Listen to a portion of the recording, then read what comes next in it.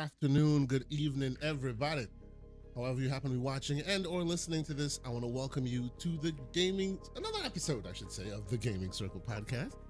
The podcast where, as you can tell, I am not joined by my usual suspects. It is not the dynamic duo. It's a different kind of dynamic duo, I would say.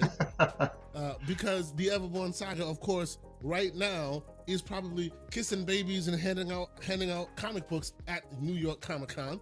But of course, I am joined by other guests, great guests that I will introduce right now. I'm, of course, your host, Mr. K. Asante, TKO Asante on all the places we communicate. And in the unofficial second chair this week is a returning champion, the one who I enjoy on this show whenever he makes the time to be able to join us. He drinks deep of all these topics and thinks really long and hard and gives us some good metrics and good analysis. And you always have to be respectful because he's one bad mother. What's going on, OBM? How you doing this morning?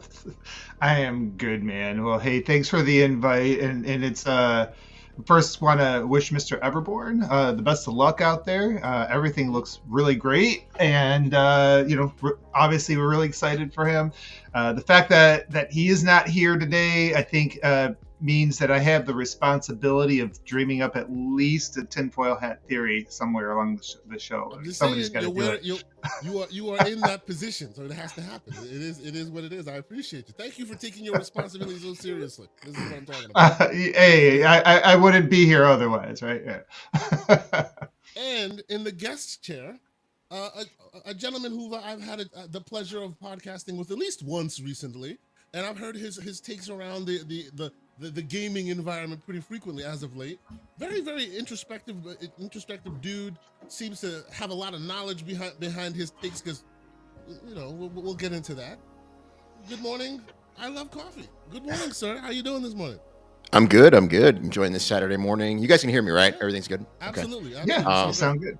Okay, cool. I just wanted to make sure everything was working on my end. I thought we were doing this through Discord, so I was in Discord waiting like a schmuck.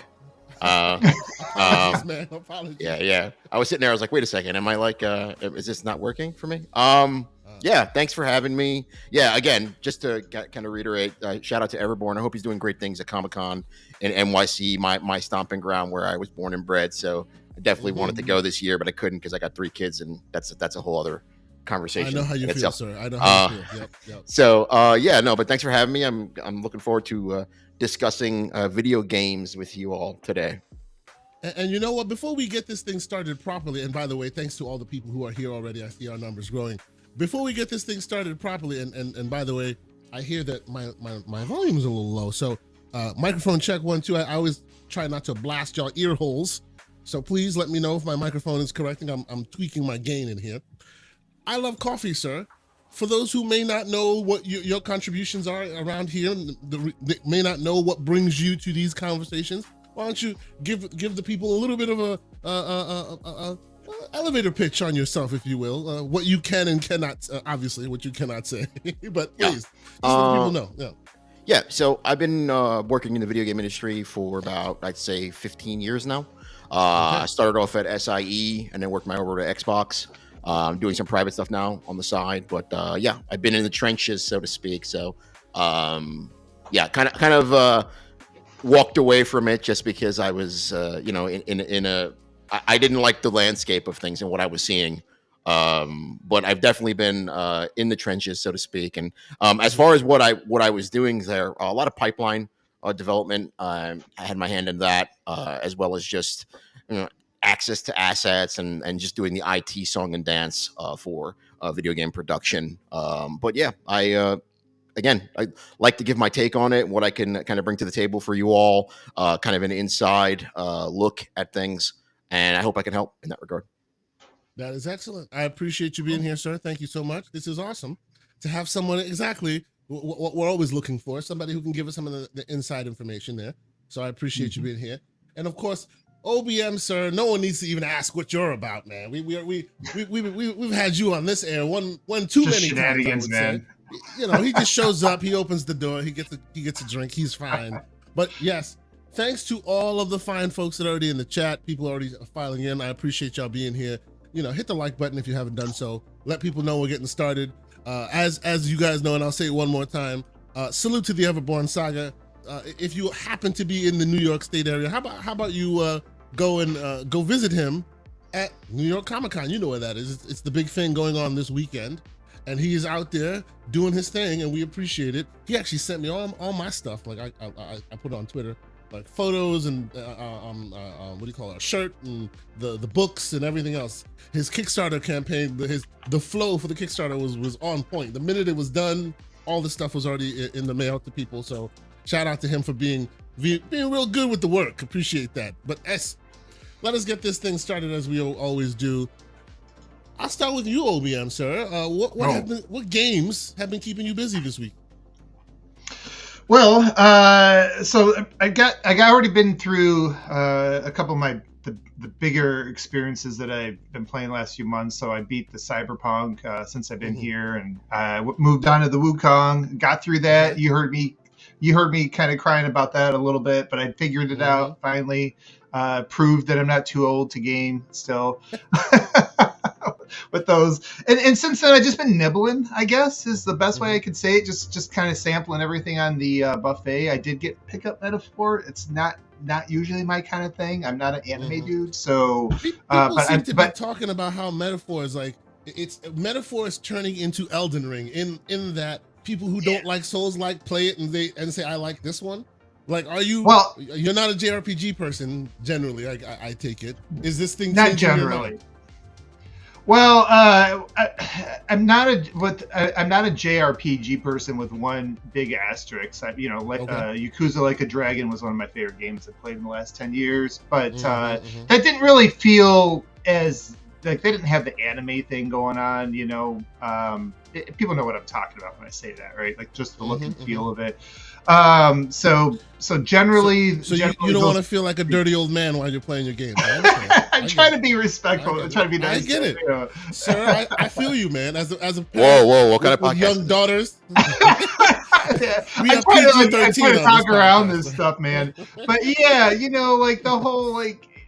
They're just young characters, and it's like, you gotta develop these relationships. Unusually young looking characters put in adult positions. God! I'm just like, it doesn't work for me. Like the thing about Yakuza Like a Dragon, even though it was a Japanese RPG through and through, I mean, you were basically taking control of a very adult ass party, right? Ichi was one of the coolest, I think, new characters. You're dealing with mob stuff, so I mean, it's it is a lot of stuff that from a Western perspective really kind of works, right? But like some of the other stuff, man, I don't know.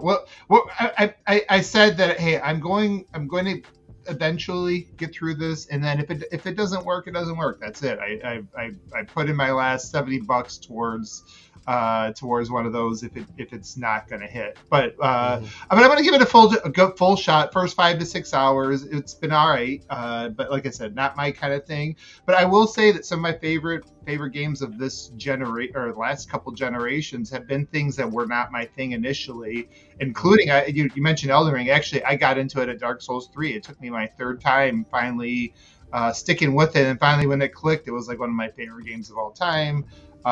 Same with like the XCOM series. So I find that sometimes just sticking with it and trying to figure out why other people are into it.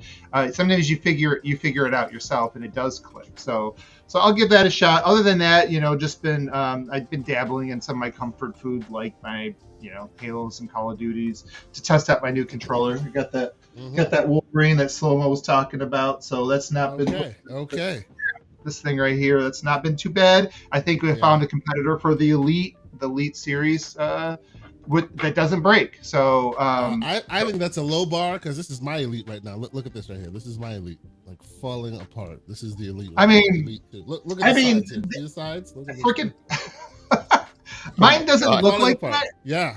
Mine doesn't look like that, but that's because I change them out so frequently. They never get to that point. That's sweaty gaming doing that to you. Yeah. Well, and what's hilarious is I have a lot of controllers at my disposal that I'm using at all times. But it seems that, and I have the Elite 1, which is also falling apart. I'm sorry, there's something to do with this workmanship right here, man. Oh my God. Control. Like, look at this. Look at this. So, I was saying it this week, but if they can figure out the durability, and I guess how is the other thing, right? If they can figure out those two elements, I think I'll be all the way back with Elite, because there's nothing that feels better in my hands still. So I was going back and forth between this Wolverine and the Elite, and the Elite still is the best feeling controller. It's functionally the best outside of not having a share button because it's old. But if they can just tweak it a little bit and make it durable, it's by far the best thing. But right now, if you want something that's durable that gets you really, really damn close, the Wolverine, this Razor thing is pretty good. So I've been. I'm on a different thing with that. I think that the Xbox Elite controller is really good for like first-person shooters and like it's like just dominant on that. But when it comes to third-person games, I'm gonna have to make everybody upset right now and say I fall into the DualSense Edge for the third-person games for me. I have that too. It's the best PlayStation controller, but the lack of 4 paddles, the lack of offset thumbsticks, and then the triggers. But it's just what I'm used to. It's not necessarily. I enjoy using it for 2 hours until it dies. Yeah. I think it definitely comes down to what you're used to. I've been using the offset thumbsticks really since the OG Xbox back in 2001 when I bought that in the and Halo CE, and it's been hard to kind of it's been hard for anything to feel right when you're lining them up like that. So but that's a preference, right? So that's everything in a nutshell. Talking about controllers, this is the controller I've been using as of late, which is it's a very weird controller. It's got thumbsticks that remind you of the PlayStation DualSense, but you can actually change the button layout between between Xbox and Nintendo. That's pretty dope. So you press the button and it switches the controller. It switches the button layout. Yeah, wow. It's quite cool. My only issue is, of course, them inline control sticks, man. And of course, the inline Hall effect everything. It does like dual paddles. It's got the Elite thing. It's got somebody needs to do something with the controllers for Nintendo with the X and B swap out when you're playing like Zelda, and I could just never get used to it. See, and this is why even on the Shield, even on the Switch, I use a proper Xbox controller, and then I switch the control scheme so it lines up properly. I need to do that. I'm that guy who goes, give me a moment, and I go fix the control scheme before I play. No, I get it. I mean, the control is the most important thing. Like I still to this day, and even going back to last generation, one of the reasons why I didn't make the switch, when a lot of people was the controller. I would argue that the controller is more important to me even than frame rate, than graphics, than I would even argue than the exclusives, because it affects my enjoyment of everything that I play. I do know I've been really reloading up on Sony's games on the PC because I can now finally play them with a proper controller. Oh boy! Sorry, I love coffee. You did it. You went there. So I can finally play Ghost of Tsushima with some paddles, 4 paddles, right? Like that, like to me, and again, it's nothing against the machine. It's all the controller, and it's what you get used to, right? But I would put that number one above everything else. Graphics, everything else, because there's so many games you can play on everything that I always end up gravitating to where I can use the things that feel right to control the games, and for that reason I'm pretty excited about some of the news that came out this week. Spider-Man 2 and all that stuff. So I'm sure that's like down the road we'll talk about that stuff. Third-party title called Spider-Man 2. No, yeah. I mean, I am excited to be able to play their games with the controllers that I want to play them with. So, and that's not like shade, really. It's I think it's a positive. It's a good thing, that the direction they're moving in. Our thumbs are thankful for the time that we will eventually not have to deal with this. Yeah, I mean, the DualSense, the Edge is definitely a huge improvement over stuff that they've had in the past. So I'll give them a lot of props on it. But it only has 2 paddles and it's still got inline sticks. So it's definitely not shade, but like I just find it very funny when I'm on Twitter and everybody's like, Sony and their exclusive IPs, and then like, what? Spider-Man 2 on PC, huh? What's happening here? Then the mental gymnastics happen. Yeah, but it's justified because reasons. Wait, because the games, and because it took a little longer than usual to get there. Sure. Well, while we have you talking, sir, How about you? Yeah, go. Let's get into that one. I love coffee. What games have you been playing, sir? Oh, Warhammer all the way. Space Marine 2. Oh, yeah? Yeah, I've been Excellent. loving Warhammer. Just the greasy, like just dirty, gritty Gears of War feel it has. It's just got me hooked. I mean, I feel like I'm playing a 360 game all over again, and I'm in a good era. So, and then of course I've been trying to get through Silent Hill 2 remake. Shout out to Bloober for that one. I mean, they really knocked it out of the park with it. Which by the way, I get a little miffed in conversations when I hear people really. Can we curse on here or no? You get one. Go ahead. Okay. when I hear people shite all over Bloober Games for Silent Hill 2, they're like, oh well, they suck as a company, but they did a great job over here, but that doesn't mean they're out of the woods. And it's like, I just, when it comes to game development, I just feel like a lot of people are very, very they don't understand how difficult it is to just recreate something like that. The magic of that game. Yes, the foundations are there, but like they've added a lot of content into it.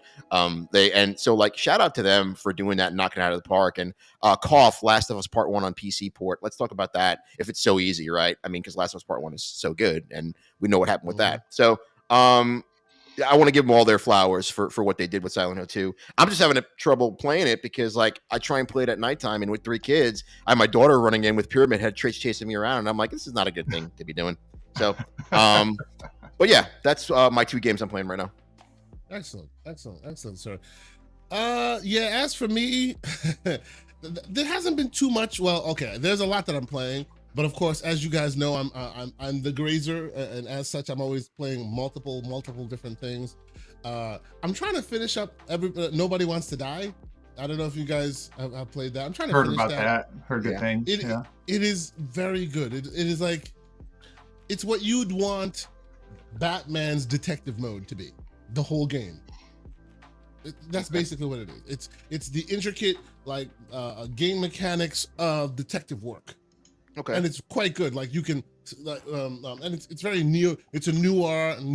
Actually, you know what? Let me put on some game footage while I talk about this game. It's very noir heavy. It's that idea that. Oh, wow, I didn't even know about this. This is solid, dude. Oh, yeah, it's I've heard beautiful. really good things about it. Like the story and the story and the atmosphere is very BioShock like. Oh, right? wow. You're in a world where it's like the 50s, but then of course it's flying cars and very cyberpunky. So it's definitely UE5, right? Definitely UE5. Yeah. Mm-hmm. You know, it's beautiful and very stylized and very interesting. And then of course the moment to moment, the actual gameplay of it is more about you're a detective. The story is like what's that Netflix show? Damn it, I forget it. Where people have discovered infinite life by switching their. Oh, I know what you're talking about. Yeah. It had the dude from RoboCop in it. The RoboCop remake. Yes, it had the dude from RoboCop remake. Exactly what I'm talking. What I'm talking. Season 1 was really good. Then they canceled it. Right. Then season 2 got a little bit slimy. Not as good. Yes, absolutely. Yeah. But yes, that it was reminds me. For season. The story itself is exactly like that, where when people die, you can just transfer their consciousness into other humans. Someone dies for real, and the question becomes, how did they die for real? And all of this, Thank you so much. That blue number, Altered Carbon. Yes, it's got the Altered Carbon story. There you go. That's the one. Yeah, it's got. It's like very Blade Runner-esque, but detective. Yes. But you're a detective, and the gameplay elements. You go there. You see the crime scene, and because of some gauntlet that you have, you're able to like reverse time, and you're literally just watching like rewinding time to get to see exactly what happened and where it happened and how it happened. It's very, very interesting. Then like you come futuristic home. Matlock. Kind of, yeah. Then you come home and you put all the elements together, a la Alan Wake 2 and the murder board, if you will. You know what I'm saying? Like it's very detective heavy, but I'm enjoying it. This is why I have so much respect for you, because I just said futuristic Matlock and you understood the reference. Right. Of course. I could have said Glass Eye, futuristic Matlock, and you would have still understood the reference. Of course. It's great. You know, These youngins don't know. They don't know, Kay. They don't know. No, they don't know who No, Maverick. I'm not a is. What are we youngin. talking about? I think I'm older than Kay, but yeah, we use all the old That's comparisons that people are like, You know. No, absolutely. So no, if Sure, you haven't checked it out, Asian. I really recommend you do. And as you can see from the footage here, it is quite the looker. It's one of the most beautiful games I have seen in a while. Like, and you can definitely tell it's like a second party, like a AA studio really shooting their shot when with you know, obviously with UE and with higher quality and higher budget, right, assets and all that. It looks really good. I hope it gets attention. Yeah, doesn't it feel like that's been a little bit of a theme lately? Like just seeing, like finally now that some of the developers have had these tools like in their hands for long enough where they can start to show some of the stuff they've been dreaming up all this time. Like even just going back to the show on Thursday and like looking at some of these developers that are just coming out of nowhere again. It's been one of the fun things to see is like some developer you don't know their name and there's just this cool game by them you're seeing on your screen, and so we're just seeing a lot more of that stuff. And yeah, I actually by the way, like Cyberpunk looks really good on a good TV too. So that setting pops a lot. So that this looks really good. Yeah. But yeah, we're seeing more of this. You don't just get to walk around. It's very linear experience. But still, like what they show you, atmospheric, Fifth Element, you know, it's very, like, it's got all of those tropes, you know, Blade Runner, Fifth Element. It's very much that kind of a like setting, and it's really beautiful. Like, I agree with you, OBM, that it looks like the tools have come to a place where they're matching like indie style creativity, to a point where they're shooting we're seeing Hellblade 2s all over the place these days. You know what I mean? Which is super interesting to see. Well, it kind of puts like it kind of brings something to light that maybe pushes back on what Shawn Layden's been talking about lately. Because if you get these people that who can afford to bring the like indie studios that can bring these types of visions to life that look like this looks like something you can get somebody that usually only plays AAA games to pick up, right? Just because of the way it looks. And you know, maybe that gap is kind of filling in a little bit. So yeah, I think that's an exciting development. I think that's a big narrative being pushed right now, is that like AA, AAA. I don't really think that it's starting to blur the lines a bit with UE5, just because like you could look at this game right now, and if I wasn't mistaken, I would say this looks like a AAA budget with what UE5 is pushing out right now with the graphics that I'm seeing. So it's like, that's awesome for AA game studios to be able to have that ability and put out stuff like this. I can't imagine what Coalition and Halo Studios and all of them are going to be doing with this engine with the time frame that they have. Yep, absolutely. No, I think it's an interesting time to be alive, to be a gamer, because a lot of the games that you expect from these smaller studios, you'd be surprised when you see them. They leave your mouth agape, as it were, because they tend to be shooting their shot far better than your expectations would have you believe, right? Like it looks like, what the hell? How the hell is it possible? How is these people able to do what they are doing? You know what I mean? It's quite cool. It's quite cool. Yeah. I'm looking forward to seeing more and more in this world. And because I am who I am and everybody knows to expect it from me, I gave you one that looks AAA. Let me give you a very and I think I've mentioned this on my other show, but let me give you another one. And this is courtesy of the Next Fest. And yes, pause, my bad.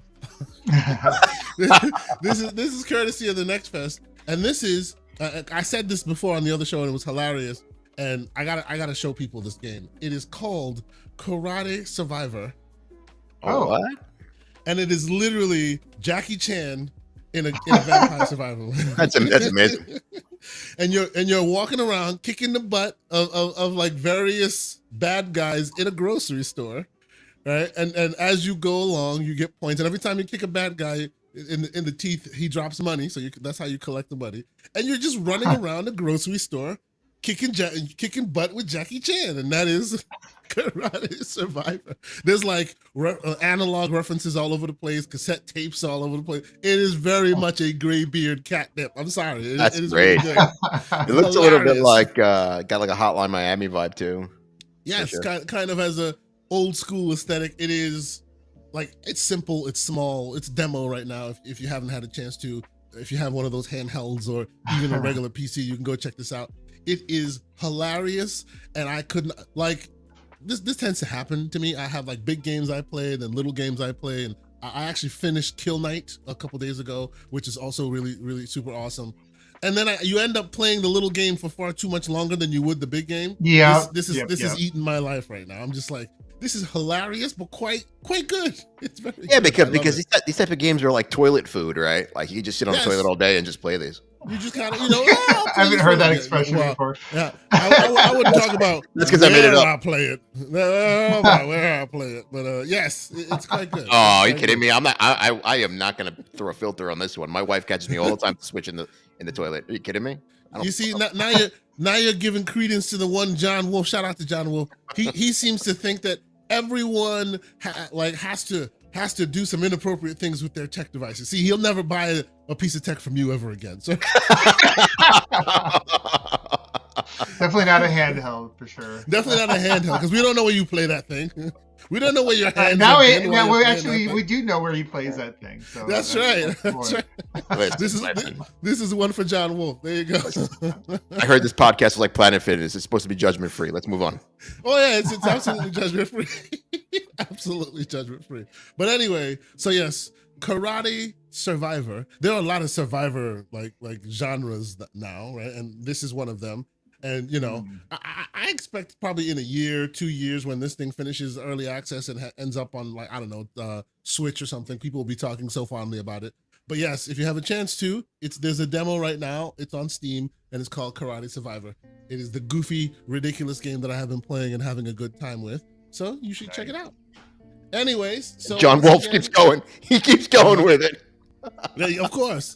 You see, there he is. I'm telling you. I did it. I created a monster. This conversation. So yes, let us move forward. We have a bunch of stories that I wanted to get into, but shout out to all the over the 100 folks that are already in here between Twitter and YouTube and all of them, the sources we communicate. Thank you so much for being here. Hit the like button on YouTube if you haven't done so already. If you're on Twitter, how about you retweet this and let folks know that we are here, so more of us can be taking part of this wonderful Saturday morning community that we have growing here. But I guess we'll get into the news proper, and I just have a couple thoughts that I wanted to share with you guys and see if we can spark a conversation with it. First and foremost, people always have talked about how they don't necessarily like the Keeleys, and then we seem to have let the Golden Joystick Awards pass us by. So I wanted to talk about the Golden Joystick Awards a little bit. First and foremost, first off, is it something that you follow? Is it something that you hold dear? Like, because people seem to think that the Game Awards, they take a lot of time and they put a lot of stock in what is chosen and whether it's righteous or whether it's by merit or not, right? But it seems like the Golden Joystick, from what I am reading, seems to do that far better as far as more altruistic pursuits, as far as the gaming awards part of it, than any of the others have that I've seen. But I don't see it getting that much attention. I'll start with you, OBM. What is your experience with the Golden Joystick, and is this something that we should be taking seriously, or is it just one of those, more fodder for the gaming drama that happens from time to time?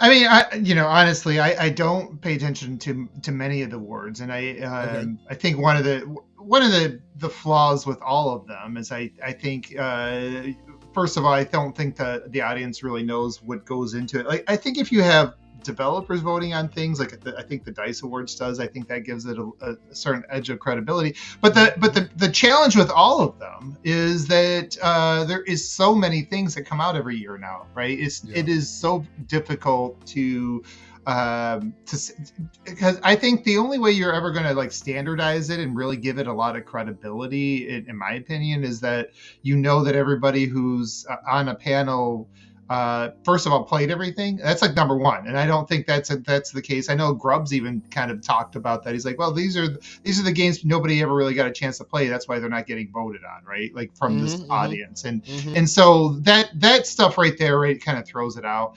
The reason why I think most of us even started paying attention to it is because Keighley started lining up better commercials. So if the Golden Joystick starts to get some good commercials, reveals in there, well, people will start watching it.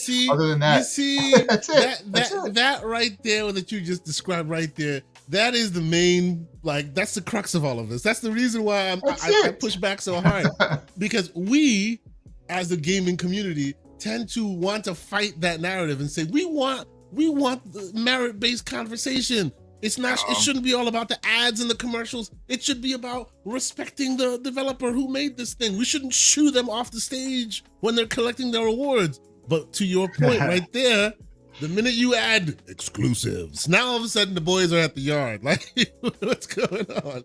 Yeah, I mean, that's always those advertisements get you those keep the lights on and get you all that stuff. Yeah. Absolutely. So, okay. How about you, Coffee? Because how much did we talk about awards, by the way, before Keighley started actually getting good ads in his show? You know, and maybe this is just me, right?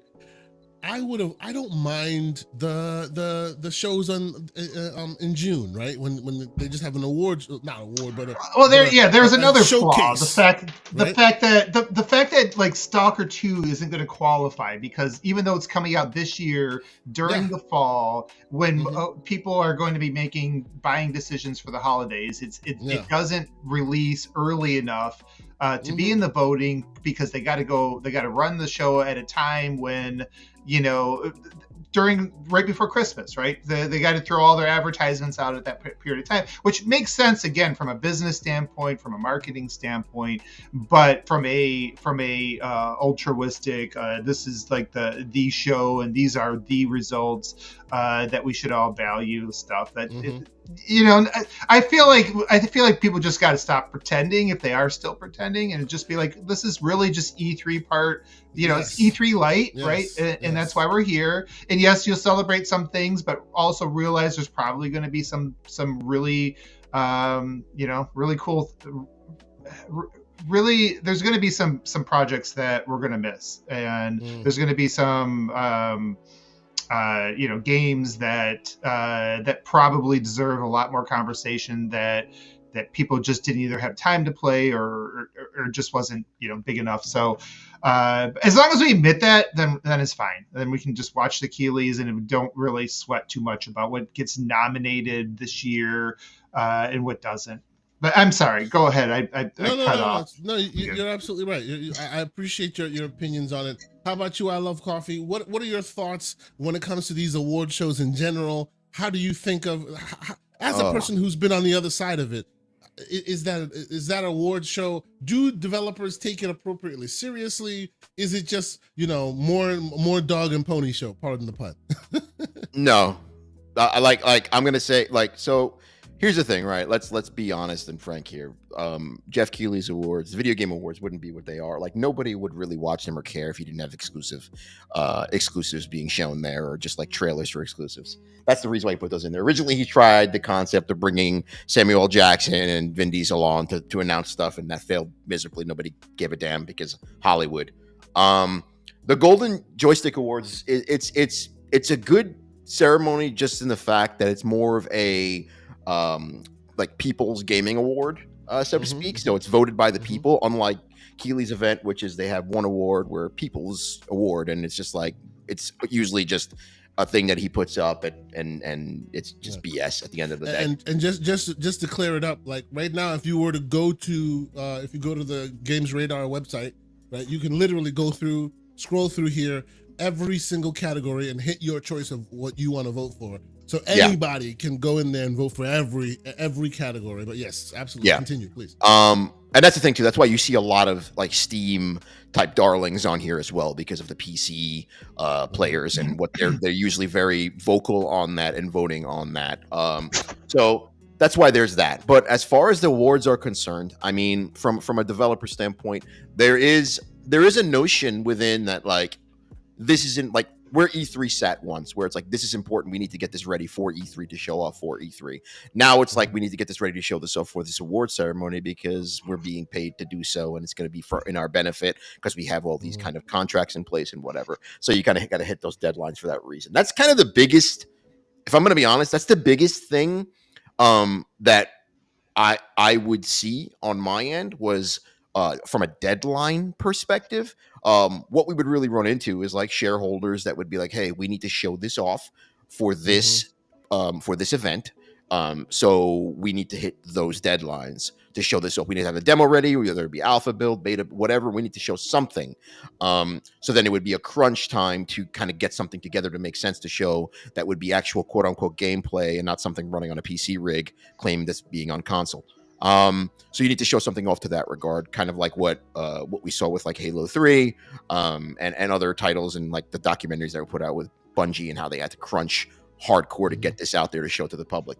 That's kind of what you see here, right? The Game Awards, so if you're a true developer, I don't think you care about public response, but it is an art form for you, and it's something that it's your baby. It's what you care about. I think there's a level of hesitancy when it comes to outputting that and showing that to the masses, just because you put yourself up for criticism and critiquing. And I think that, I don't want to speak on all developers, but I think that like that's something that can be a little bit like weary and hesitant, that can come off as something that is kind of you hold a bit of caution towards it. I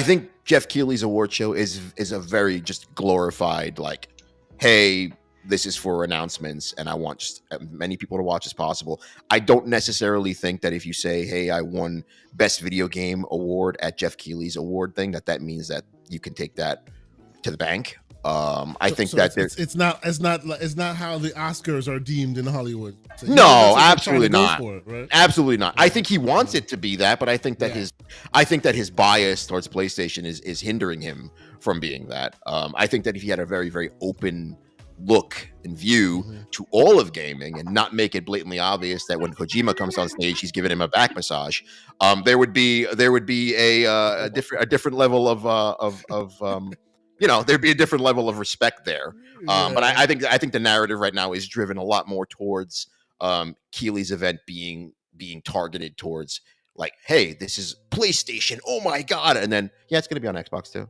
Like that's kind of the vibe I get. So I appreciate the Golden Joystick Awards for that very reason. It's public. It's a public voting process, and as far as the awards, awards are always, I don't know. It's a weird conversation to have because it's like, how much does it really mean? At the end of the day, like you bring home that little thing and you say, hey, we did it, but at the end of the day, like I think there's some detriments to it as well.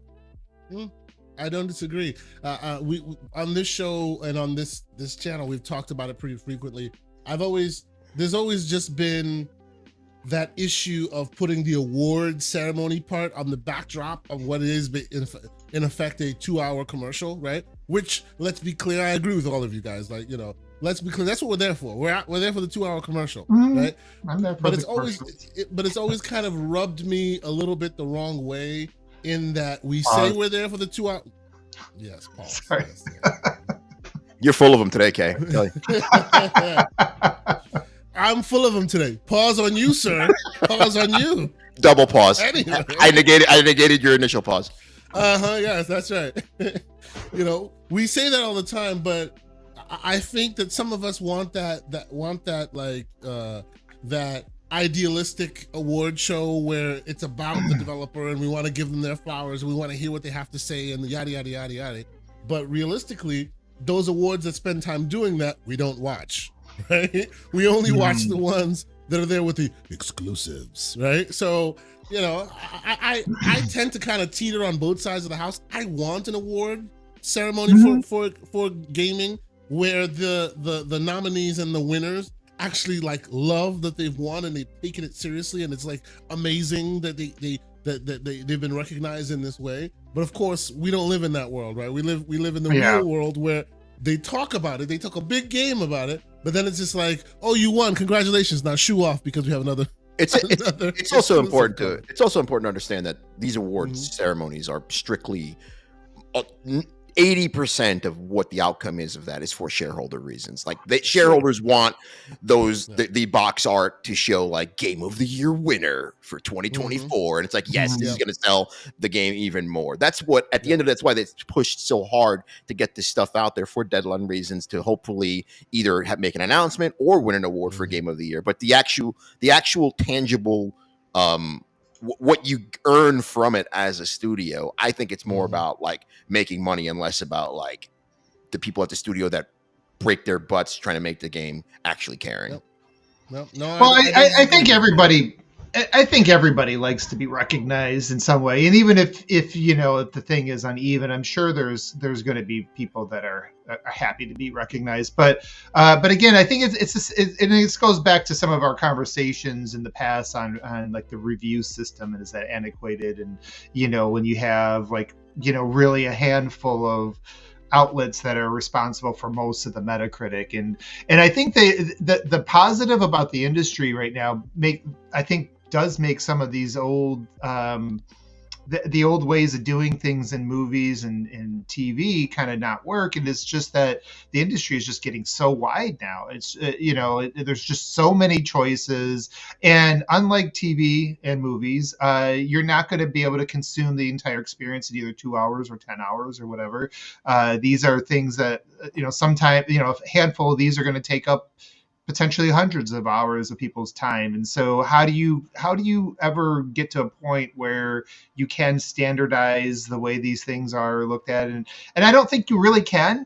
It's probably getting closer to basically trying to say what's the best painting of the year, kind of thing. Yeah. When you have so many different so many different works of art coming out from people with very, very different goals. Like these genres are sometimes they feel like they're their own separate, entity in terms of like, it's not just gaming. It's like some of these things are all about the story or all about the visuals. It's like, whether it's a walking sim or you're looking at something that's like what you were just showing earlier, like a top down, 8-bit game or 16-bit, these and are then all compare them against each other. It's just kind of wild, right? Right. Like you're comparing playing Monopoly to, looking at a painting, and that's what gaming's become, and it's awesome. And that's what I think is really exciting and about the industry, and why it's grown to be something much more mature. But it's also it makes a lot of these things that we talk about, like people try to fit them into these, tries to fit everything in a box, and it does, and it's just never. It's going to get more and more difficult. I have trouble looking at Game Award shows as a tangible resource for purchasing a product or if the game is good or not, just because of the statistics behind how many individuals actually finish single player games. I think the number here is very, very low, because even if we want to start, I know it's a topic for later on, if we want to start quoting Shawn Layden, what are you looking at? Like only 30% or 25% of people actually go through maybe a few hours of a single player narrative driven experience. And I do think that if you were to actually have a realistic game award show that was representative of the gaming nation of today, I think Fortnite would win every single award, and Apex would win every single award, because that's all most people are playing now. So when you look at those award ceremonies, you have to kind of remember that, like, how much of this is actually coming from gaming as a whole, and how much of it is coming from that small little fraction of individuals who actually play Horizon Zero Dawn from start to finish, or whatever single player narrative driven experience. I've played Horizon Zero Dawn from start to finish twice on PC and on console. So that's because you're a psycho. That's why. Like I would never do such a thing, because I just can't. No, I think sometimes you need a good night. You need to get to sleep quicker. Sorry. How many Dino bots have you used? What's going on with that, Kay? Twice? It's a good game, but twice, yes. Wow. Anyway, yes, I have. Before we continue, Shout out to Floodzilla for becoming a channel member. Thank you, good sir. I appreciate you. And then we have a $5 super chat from the great, excuse me, from the great Rave Damos. It's usually Dave Ramos, but Rave Damos. Okay. Thank you, sir. For the $5 super chat, he says, also, small change, Dave Ramos is now Rave Damos. Same account, same great show. Thank you, sir. I appreciate it. What are you on the run from? This show's on the like Twilight Zone levels today, man. We got unpause, pause. We got Dave Ramos, Rave Damos.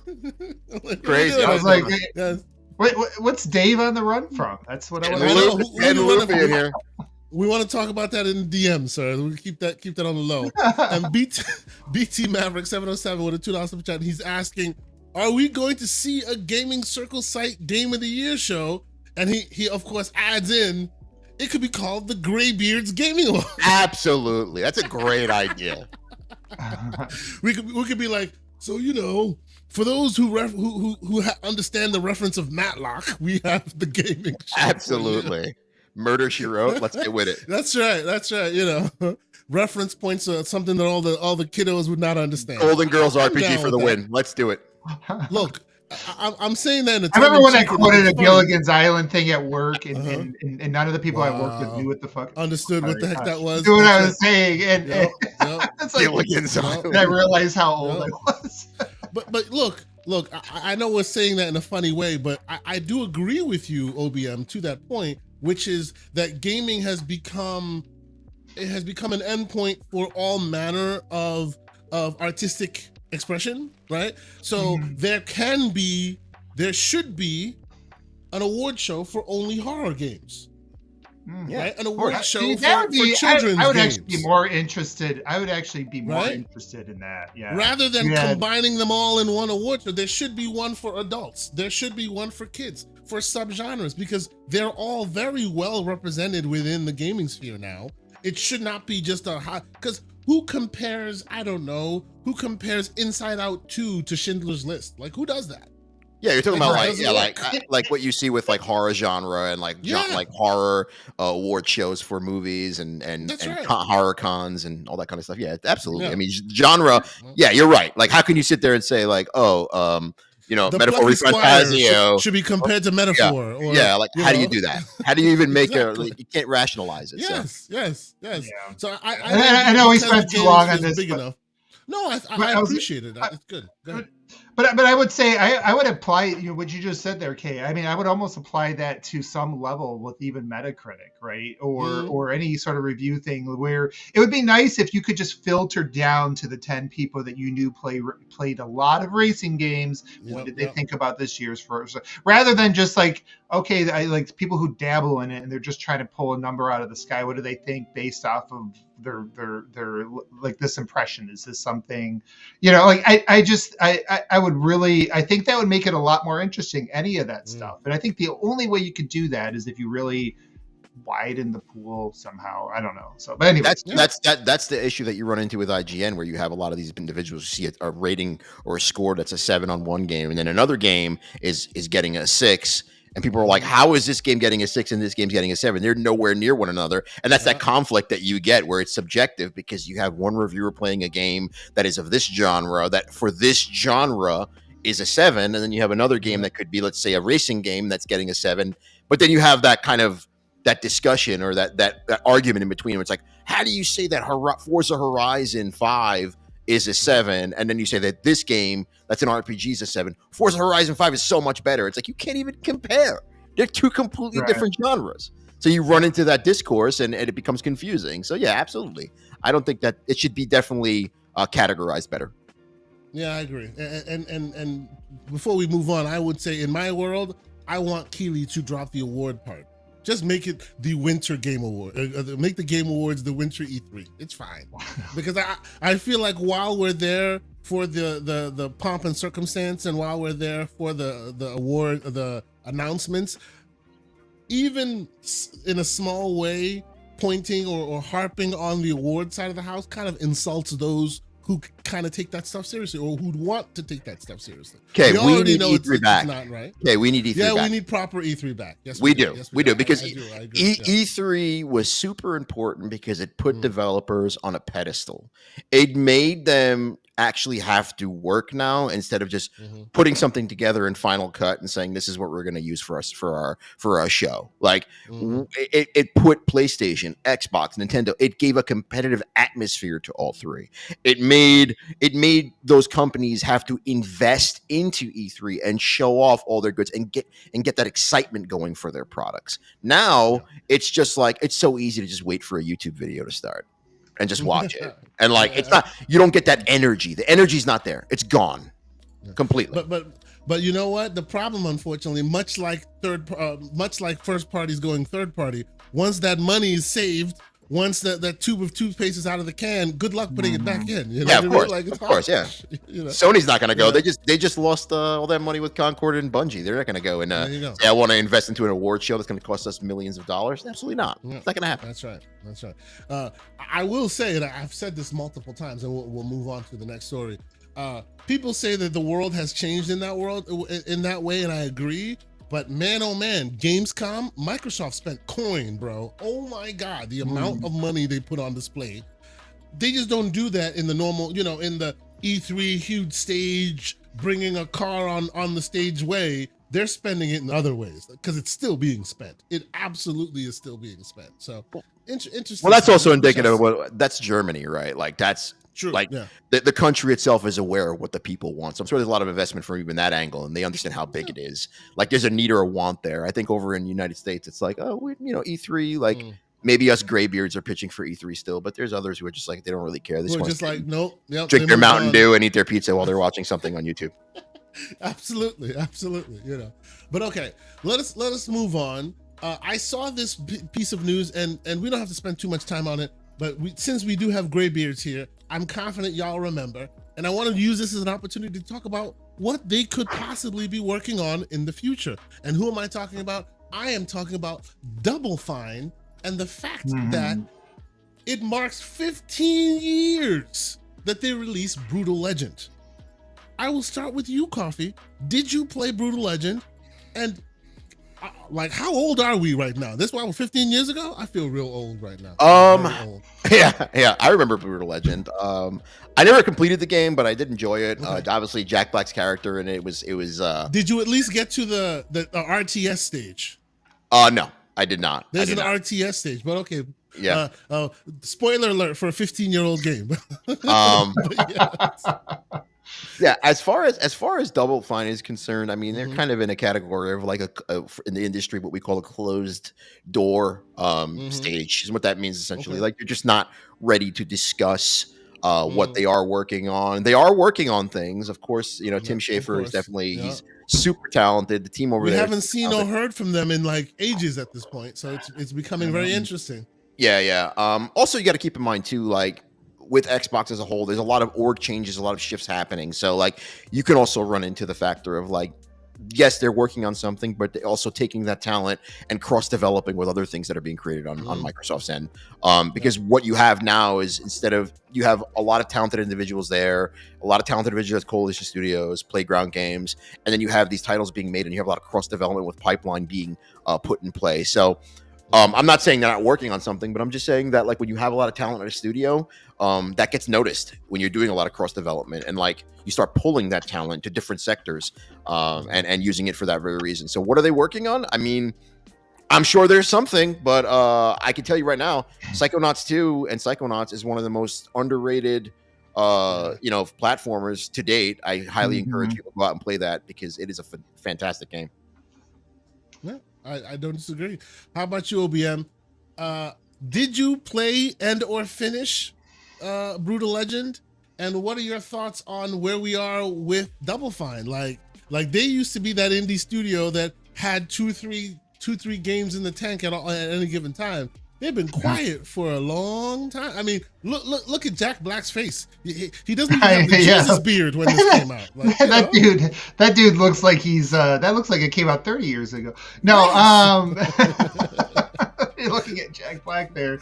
But you know, actually, when Brutal Legend came out, I was actually taking a break from gaming at the time. I did download the game, and I haven't gotten to it. But I am a Double Fine fan. I mean, Psychonauts 2 is one of the better games of 2021. But even going back much further than that, I was excited about them back when Psychonauts 1 was in development, because you talk about graybeards. I came off of Grim Fandango. I used to be a PC gamer before I bought the original Xbox, and that was one of the most captivating. It was just a point and click game, but it was one of the most captivating worlds at that time, like the creativity and the characters and all that stuff. And they were one of the studios, because of Grim Fandango, and because I knew, and Psychonauts, they were one of the studios I was most excited about. In terms of when Microsoft went on that initial buying spree, just because my hope was that, hey, they're going to get those resources and start to be able to bring all these super creative ideas, blow them out, right, and get more exposure, because now people can just try the game. They don't have to spend $70 necessarily to play them. So and I'm still hoping that dream comes to fruition. Obviously, we're in a post ABK world, a world in which a couple studios got closed and another studio like Toys for Bob got spun off, and so we know that, actually 2 studios have been spun off. So we know that they're focusing on the bigger stuff, but my hope is that they still leave those 2018, 2019 acquisitions as they are, and they continue to help fulfill the visions of what those studios are supposed to become. Because I do think Tim Schafer's team is got really crazy ideas, and I think that if they are allowed to blow them up, especially, we just talked earlier about the tools and how a lot of these developers that are smaller, mid-size, are starting to make things that look AAA. I want to see what a Tim Schafer studio looks like in AAA, right? A single player experience blown out with AAA sort of production values. And so that's the dream. And so I am looking forward to seeing what they come up next. And if it is Brutal Legend 2, that'd be awesome. Just because I never played it, but what I've seen of it artistically is really cool. And the RTS stuff doesn't turn me off. I like strategy in my game. So it's like in the middle of the game, out of no, it fits the narrative, but like they put lots of different gameplay elements that don't necessarily fit together in this one game. It still holds up. I agree with both y'all takes that I'm looking forward to seeing what they do. I've always been a huge fan of Tim Schafer and his studio. Like it's notable to me that we haven't seen or heard from him in at least a year, or if not more. My only thing I will say that is, if people haven't played Brutal Legend, if you recall Jack Black's band Tenacious D and their brand of metal but funny, that is literally this game. The whole game is funny metal yet funny, and it's got rock gods voicing characters. The VO in it is fantastic. I mean, it is hilarious and fantastic. It's so good. It holds up very well. Yes, it's a 360 game. It feels like a 360 game, but it still holds up today, and people should play it. You were gonna say, OBM? I just thought of something, and it kind of pairs onto what I just said, but it's also part of this. I think it's this week's news. I mean, time is just all a blur right now, but Craig Duncan got promoted, right? To front of XGS. And I thought that was a really interesting piece of news that flew way under the radar, because, just like I was just saying that I hope these studios kind of maintain their creativity, and they still kind of err on the side of creativity over just like, let's push out the easy formulas, right? With those 15. I think that if you were going to promote somebody that was really all about just the bottom line, just about maybe creating more iterative games that they could push out faster, that was really their strength was more about efficiency and project management more than about allowing creativity, you wouldn't have put Craig Duncan in place. And so maybe that is a signal that they are keeping those studios as they are.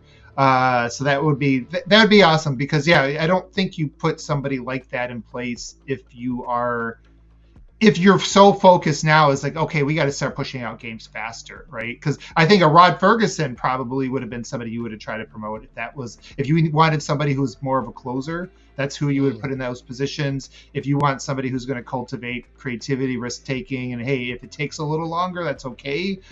You put a Craig Duncan, who's Everwild is going to be a forever in development. But who's Sea of Thieves is probably one of the most successful, creative endeavors that Microsoft Gaming has had in the last decade. Right? I would be. There's two sides of that coin. Bit worried. I don't want to throw some gas on the fire here, but I'll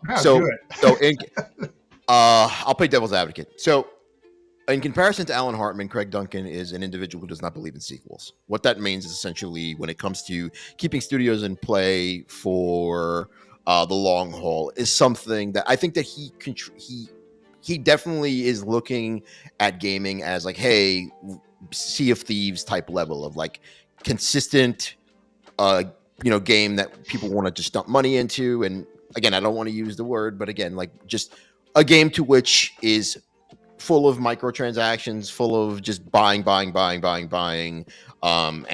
what you would expect from a games as a live service. Because as all people right now in the industry they want to have that games as a live service that is going to bring them a lot of money and try and pivot from these massive balloon budgets that we're running into with AAA experiences. That's just, and again, I don't want to play devil's advocate, but that's just the nature of multiple things, from the economic situation that we are all in right now, to ballooning salaries, to C-suite employees wanting to keep their salaries while looking to trim the fat in other places. Craig Duncan is completely different than Alan Hartman. Alan Hartman has a very, very huge, again, he is an individual that has he's tied in to the Xbox ecosystem. He is always defending the studios. He's the last person who would put a studio on a chopping block. That is my main concern with it, because if you look at the both of them in comparison, you're looking at kind of a what's the best way to put it? An individual who believes that one game can make a ton of money, and then an individual who believes in no, these studios are full of talent and we have to keep them going. And that's the concern I have for it overall, because I'm not to knock Craig in any way. I think that both methodologies are sound for making money. But if you're looking at this from a perspective of like, which one of these individuals believes in game studios staying afloat and moving forward and keeping those studios going, I'm not saying Craig Duncan would shut studios down, but I'm saying the ideology is completely different than what Alan Hartman is bringing to the table, if that makes sense. Yeah, that's interesting. That's an interesting thought. Yeah, go ahead. I mean, I think you could probably look at it multiple ways, but I mean, the other thing I would, say about, Rare is a couple things to note is like they are a studio that, through all of Microsoft's management issues, and they had a lot of them, right? We won't get into all that stuff, but they went through the Myerson era. They were understaffed, underfunded for what they were trying to do with Sea of Thieves. Somehow he managed that studio through that, and they are considered one of the they have a pretty high marks when it comes to like the employees there at the studio, the satisfaction. And you look at and again, going back to even Everwild, I know it's like kind of become a meme at this point, but and we'll see what comes of it. But I find that this to be very interesting, because if you're doing things generally, if you're showing that you're just not able to manage anything, right, or put together projects, and we don't know if that's going to be a full gas game. I'm assuming there's going to be some light stuff in there, just like there was for Sea of Thieves. But Sea of Thieves came out as something that you could just buy and play and not have to pump in a bunch of microtransactions to keep up with it. And it was something that's almost its own genre, in terms of like from a creative standpoint. And Everwild sounds like it's trying to be very, very unique in terms of what it is as well.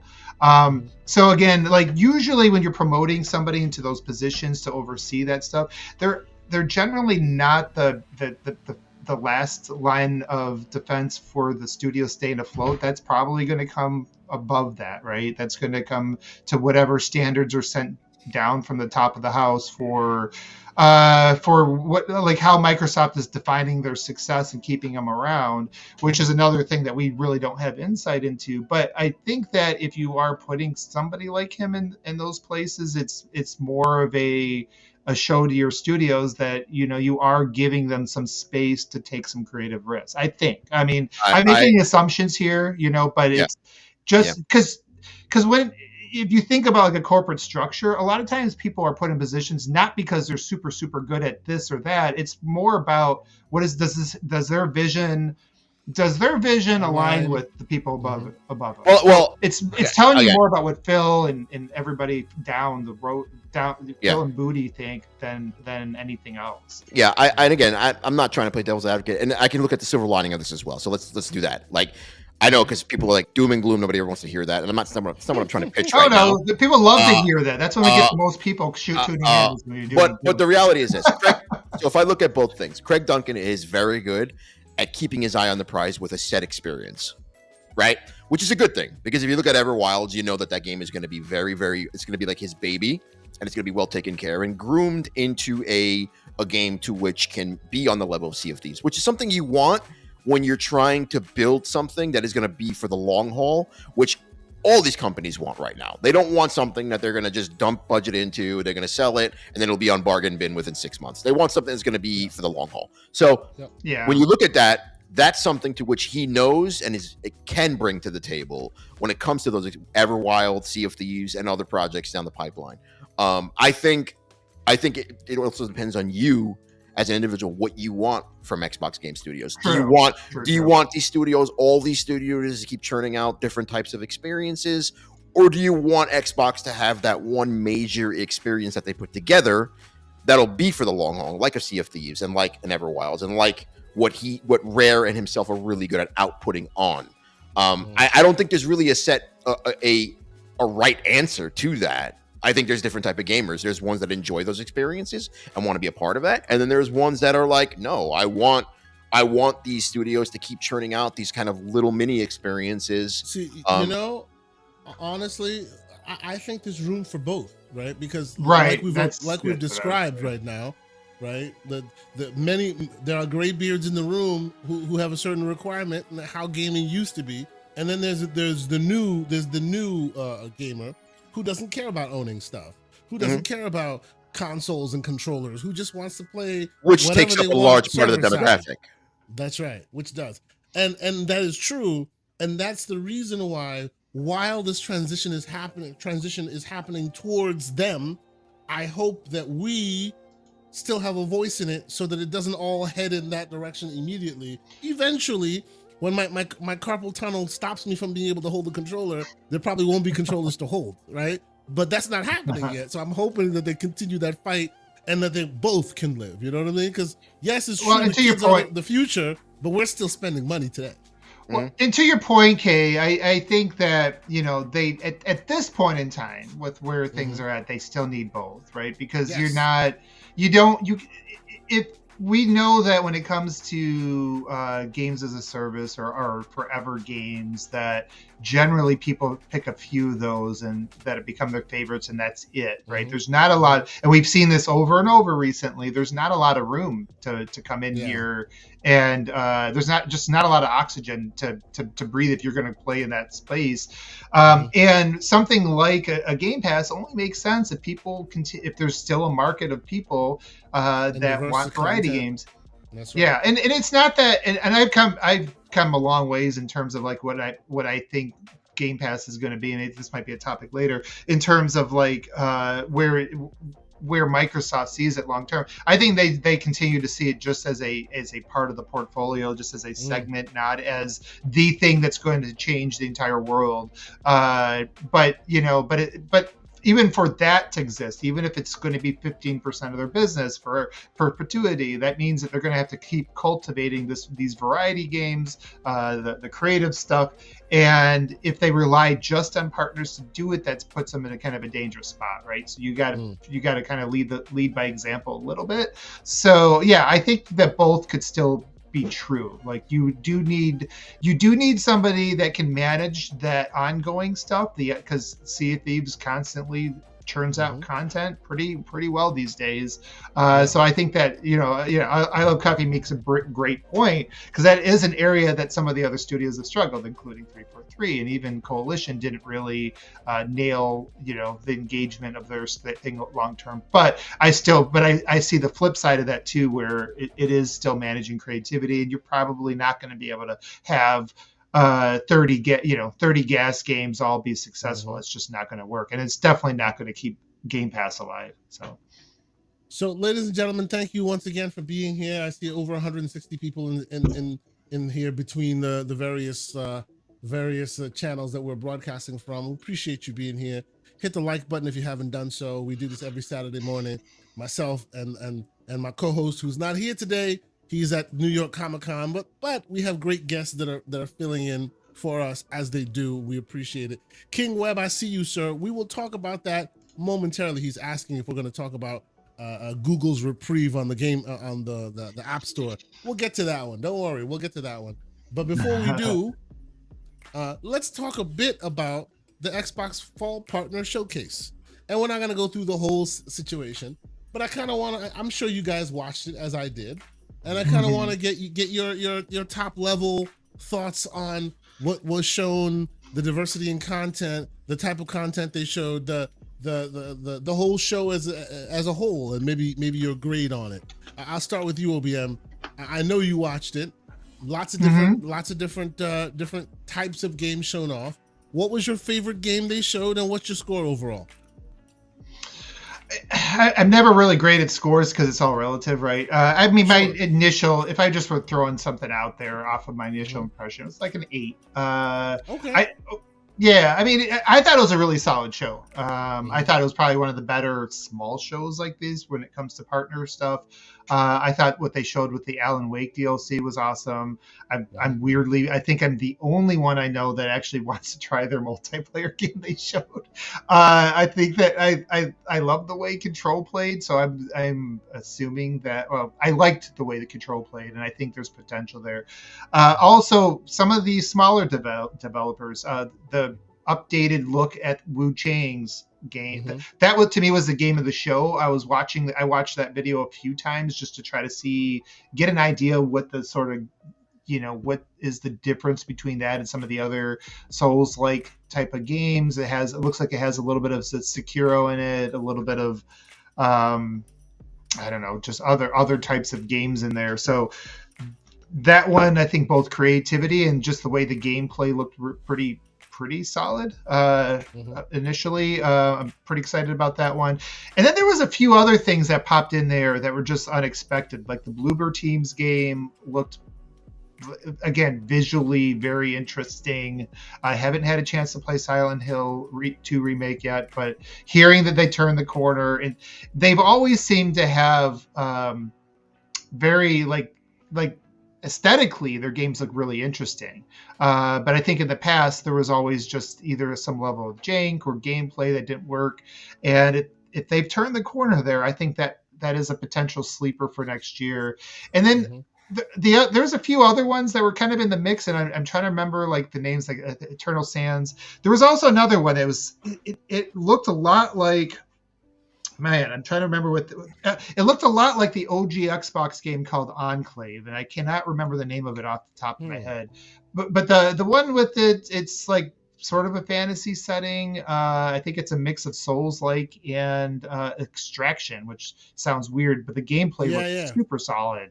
I don't know if you know which one I'm talking about. I have to look that up. I was trying to while you were talking. I'm trying to find it as well. Is that it's not the Misfit Hunter. Is it? It's not the Misfall Hunter. Yeah, that is the one, right? It's the Souls-like Extraction. Yeah, Misfall Hunter mixes Souls-like and Extraction. Yeah, that's it. That's this right here. That looked, the moment-to-moment gameplay in that looked super solid. Like when he just, you see him deflect somebody with a shield that just looked really heavy, and just some of the moves they were doing. It looked like what I'm really liking about some of these Souls-like knockoffs, and there's almost becoming too many of them, but they are getting better and better at the part that I think a lot of the copycats struggled with early, and and that is the moment-to-moment feel of the games. And this one again looked really heavy. It looked like it had some dynamism to like the different things you can do. So that one looked really exciting. Again, a developer, I can't remember who the developer is. Like these developers are coming out of nowhere. Bell Ring Studios? I have nothing about them, but that looked really solid. So yeah, overall there wasn't, for the most part, I thought most of what they showed was pretty interesting. So, again, 8 on I don't know what my relative scale is there. Like, what are we comparing it to? But for something that just came out of nowhere and was just a partner thing and showing some smaller games, I thought there was a lot of things that were shown there that I'd be interested in finding out more on. And so I think it's successful from that standpoint. I don't disagree, sir. How about you? I Love Coffee. I'm sure you also watched it. Yeah, I did. What was your best show? What do you think of it? I seem to think that the pacing has come so far, and they're doing such good work compared to where they used to be. What are your thoughts? Yeah, I would give it. I think the biggest standout to me for this whole showcase, this whole partner preview, was actually Wu Chang.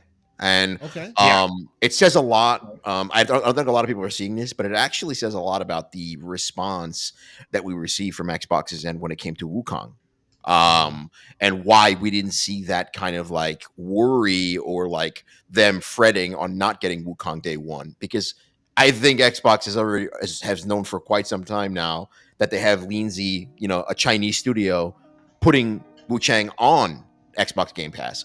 That's why they weren't too worried about Wukong. And now they have Wukong coming as well, which has a possibility of going to Game Pass as well. So at the end of the day, I find it very, very almost like comical that like that was a big narrative for quite some time about like Wukong. It's like, oh, look at this. It's only on PlayStation. Oh my God. Like, wow. And it's like, well, I think that there was no real need to panic because Xbox the whole time was sitting in the cut like, no, we're good. Like, we know what's going to happen next. You don't, but we do. As we can see with something like Wu Chang, which I think is going to be on the level of Wukong, just from fighting. I actually think the fighting mechanics in Wu Chang are going to be better than Wukong. Wukong is good. It's a little bit, the latency on the moveset is a little bit too slow for me, but this looks a lot more fast-paced. Coffee, I've said this, and people come at me with the virtual tomatoes. I've said that Phantom Blade Zero is way better than Wukong. I got a chance to play Phantom Blade. Oh, you played it? I got a chance to play it at Comic-Con, at Gamescom. Man, oh man. Because, and I said this before, like, the reason why I tend to not be a Souls-like or Souls-born player is you have to, the divide between starting off as a helpless, fragile puppy in that world and becoming a god among men, that is 30 hours of gameplay to get to that level, right?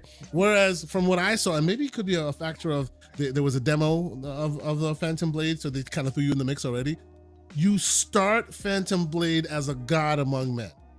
Yes, the bosses are hard. Yes, they will murk you at any moment's notice, but every time they do, it's because you failed and you know it, because you are just as powerful as they are from day one, and you know it. And that kind of changed the equation for me gameplay-wise. Can I respond to somebody in the chat here? So Avoid the Void just mentioned, meanwhile, they missed the biggest game in China. First of all, any game that's going to come from a Chinese developer right now on Steam, on Xbox, is going to be huge. Because China, they're pushing their games and their developers so hard that if you think that Wu Chang is not going to be as big as Wukong, just with the narrative of Chinese developers trying to put their footprint in the sand in development, then you're severely mistaken. Because it will be, and the Steam numbers will probably be just as high. We'll get that. We'll get that. Those, the Chinese market playing the game off hours that we've seen on Steam. Clearly, it's a concerted effort from the Chinese, not the Chinese government specifically, but China specifically is trying to put their foot down in gaming to say, hey, we exist. Absolutely. So they push a lot of energy behind every game that comes out. Yeah, absolutely. I think there was something a little bit different though about the Wukong, because it was the IP or the mythology that it was based off of, I think is gigantic over in China. So I think, and I don't know anything about this Wu Chang in terms of what it's based off, but the but that was the part of the reason. It basically was like there's, from what I understand, it was almost like releasing a Spider-Man here in the States or something. Well, because of the Dragon Ball type storyline behind it, correct? Yeah. Well, it was like the mythology is supposed to be pretty big over there. Like people know about it and things like that. So again, I don't know all the ins and outs of Chinese culture, but that was sort of the narrative behind that. That it wasn't Monkey just King narrative has been part of their zeitgeist and their cultural influence for many years. So my argument is that when you sit here and you look at China as a whole, right now, first of all, with the capital they have, with the output they want to put, with the footprint that they want to create, anything that's coming out of China right now, they are looking at and they are approaching that they want it to be a 10 out of 10 because they want to put that footprint in the sand. So that's what I'm saying. When you look at just like a whole, what hypothetically, again, this is all just, it's not fact, but it's hypothetical. What are they looking to achieve from China right now? Well, they're looking to nominate themselves as like, hey, we're here and we can just rock the house if we want to. Yes, that's right. For sure. Yeah, and that's why I think any game coming out from China, whether it be on PlayStation, Xbox, PC, is gonna just melt your face and be awesome for that very reason, because they want to show that they're completely capable. Yeah, their government is definitely backing this industry, right? Like their government is kind of behind that, and that's again, I'm not an expert on Chinese culture, but we do know that government and business is very, very intermingled in a way that it's not over here. So when they so when you're getting the support, you're not just getting support from some investors, or you're not just a studio. A lot of times you are going to get that support from the highest levels in your country to make sure and I think maybe that's part of your point. So I think there's a lot of potential. I think anything that's coming out of China right now that has any sort of potential is probably getting there's a lot of pressure on them to perform extremely well. And real quick, while there may be geopolitical ramifications, talking points that govern that, right? We can leave that as a side conversation. This is a valid conversation to have, but I would say like it's like the Olympics. It's like anything else. Hey, there's a sense of pride that our people are making this thing and that we're bringing it to the top of the stage, and everyone recognizes that we are the best, right? Fill in whichever country you want to within that within that mindset. They're just focusing now on gaming, which the point though, which should excite everyone, is as a gamer, this means they're putting their A game, if you will, on display whenever they come out, because they want that moniker. Because let's be clear here, right? One thing that has been shown off recently is that gaming is big effing business, bigger than movies, bigger than anything. Yeah. So it is now in the government's, whichever government we're discussing, their best interest to make sure that, hey, when you're releasing something and you're representing us, it is tip of the spear. It is the thing that everyone will know us for, and that's why you love us. Right. Big reason why Ubisoft, what is it, Skull and Bones, the big reason why that game still exists today is because Singapore did not let them drop that thing. It would have been dropped a long time ago because there was a lot of fails and a lot of misstarts. But they had Singapore had invested a lot of money into that game, and by and large, some people use that as a jokey talking point, as they have done with many other games. Ubisoft has turned that game around, and now there are millions of people actually enjoying that game that we saw as a cautionary tale and moved it on, right? The countries are backing these plays because they recognize that, hey, that's the next big frontier where we should be solidified and shown as, hey, we're here, right? And obviously the latest iteration of the Chinese, right, which are doing right. That. To me, that's awesome. Yeah, I mean, because like to your point, there's a residual impact, right? Because if Yeah. you if games from your country start failing, that's going to impact your bottom line. Yep. Again, if you mix politics and business, then that's going to impact your bottom line as a government, everything else. Well, So there is a lot of pressure on these studios that are kind of now, like this new slate of AAA ish stuff or AA, AAA stuff that's coming out of there. A lot of pressure on those studios yeah. to perform beyond just like, hey, beyond just that studio itself, right? The pressure comes from above. Well, not to quote Everborn, but like he has said multiple times, to make if it makes dollars, it makes sense, right? And the government, any government is going to look at. What's wrong with you? That is my quote. Okay, well, I thought it was Everborn. No. So as far as the as far as like the governments are concerned, I mean, other examples of that would be like you look at CD Projekt Red, Poland. You look at Poland's another one. Ukraine. You look at like, I mean, these are things that happen. The governments get heavily involved because they see a lot of money being made and they want to be a part of it. So there's nothing. Yep. I think like obviously political talk is always something that people they walk on glass on, and it's hesitant to bring it up. But like, I truly believe that the Chinese government, they're looking at these Chinese developers and they're like, hey, take our money also, because we want to make sure that we're putting ourselves on the map here. And there's nothing wrong with that. Like, just like you said with the Olympics, just like everything else. So you, if anything, the people who are going to win at the end of the day are going to be us gamers, because you're looking at a situation where a government, a country is like, hey, this needs to be a 10 out of 10 because we're trying to show something here. That's right. So that's always a good thing for everybody. Yeah, no, I agree. I wholeheartedly agree. To your earlier point, I do think and again, it's just a video. It's hard to know all the systems and stuff. It does look like Wu Chang's combat's got more variety in it, a lot more differentiation. So how dare you, one bad mother? Don't say that. I did enjoy Wukong, by the way. I beat that just a few weeks ago and a couple weeks ago, and I think it's better than a new studio has a right to, like a new studio putting together a game with AAA-ish, production values. That game ended up being a lot better than it had a right to be. It had some flaws. It is full of veterans from Tencent, though. That's what the studio is full of. Right?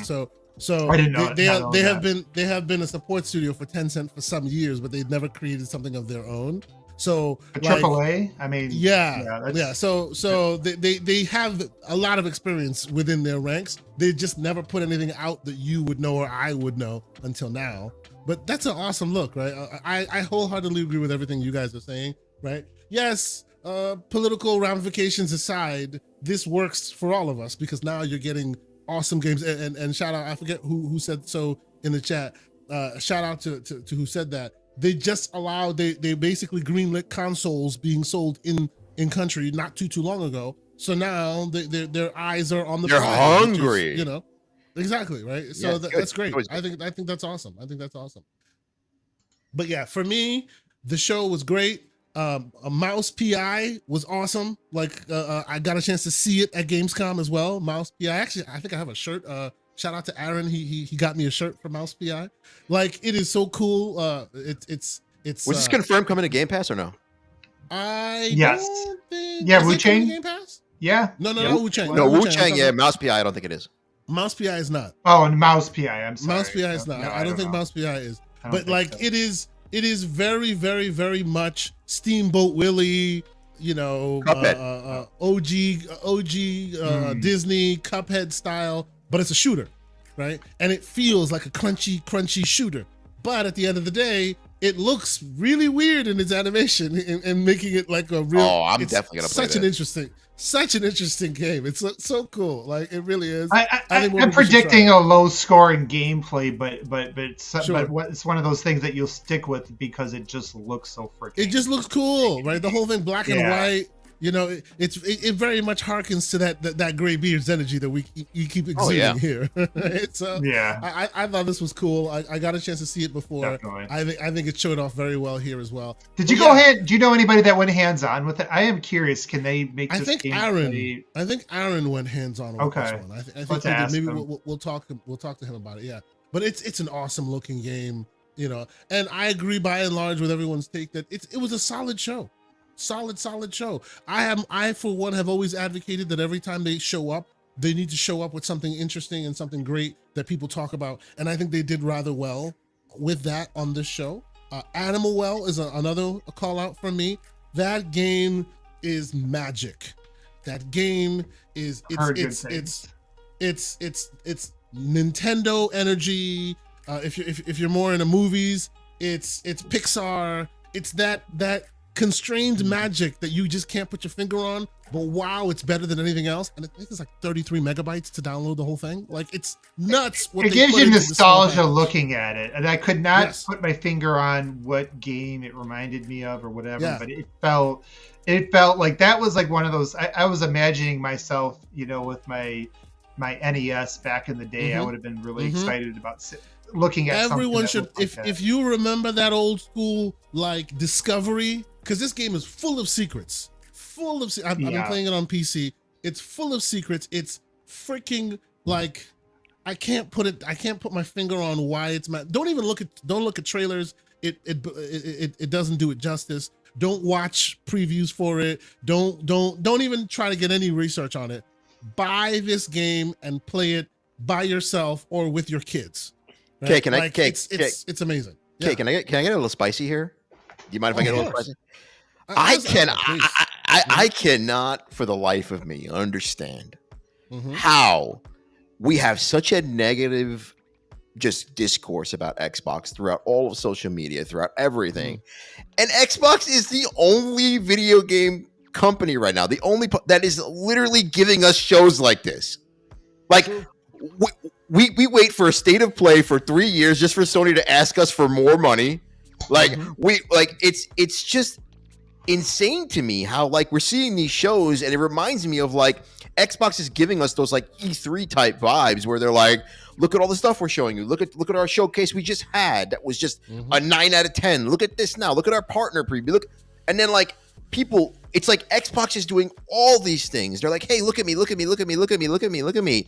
And everybody is just like, yeah, but third party or you know what? Like, this doesn't, whatever. It's like, where else are you getting this from? Like, where else are you getting? You're only getting it from them right now. I would say this is probably their best year ever in terms of if you're going to add up all their shows from the showcase to the presence that that Kay was describing. It was Gamescom, right? The fact that they had a presence at TGS, that they're still putting out these types of shows.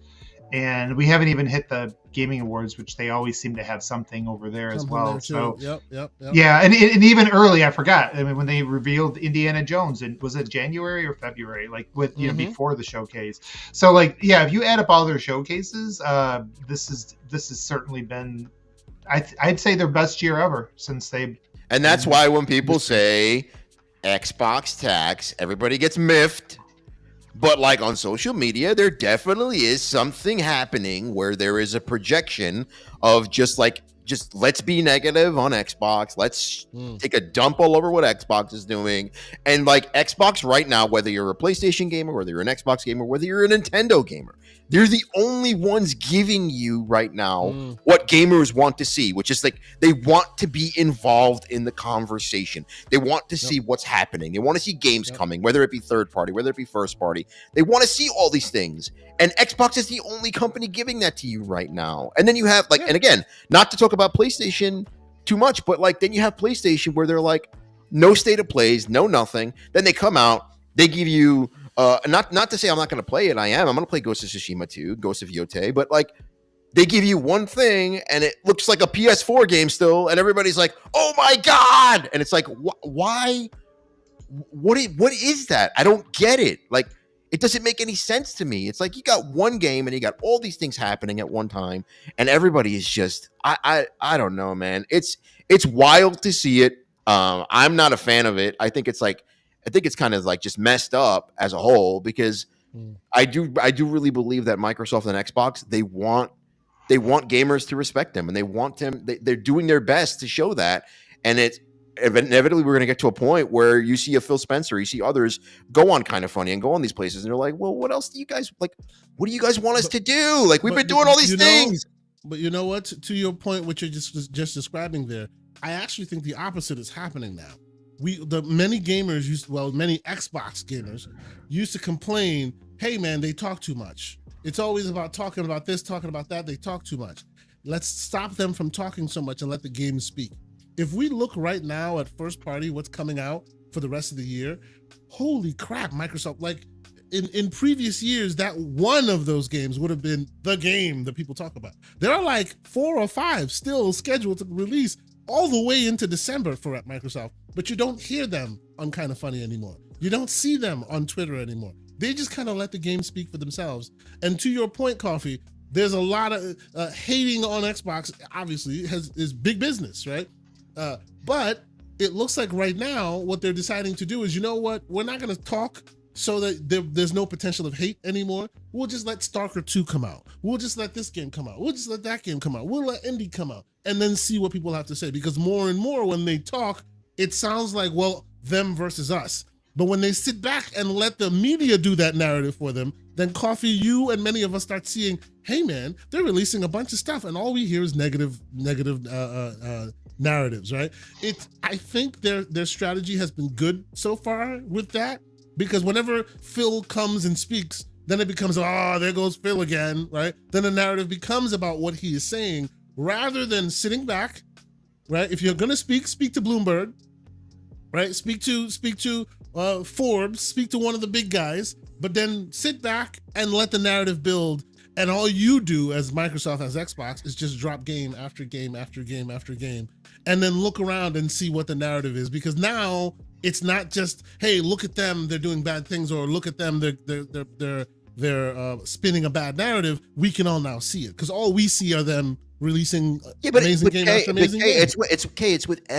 It's getting annoying because it's with every single thing. Even with the advertisement debacle with Metaphor Fantasio, how like you had YouTube content creators who were like panicking because they were like, oh my god, the advertising is coming from Xbox. The game's gonna bomb, and the game didn't effing bomb. It was fantastic, and it made numbers that it needed to make. So it's like every little thing that it's like it's almost. Sir, it's like I don't want to sound lame, but it's like it's almost like a form of like bullying on a company. Like, what are you doing? Like at this point in time, like I understand if you have I get sports and you have your team and you have that passion. I understand that, but like at the end of the day, you should be promoting good games and gaming as a whole, and companies giving that to you and wanting you to have that experience.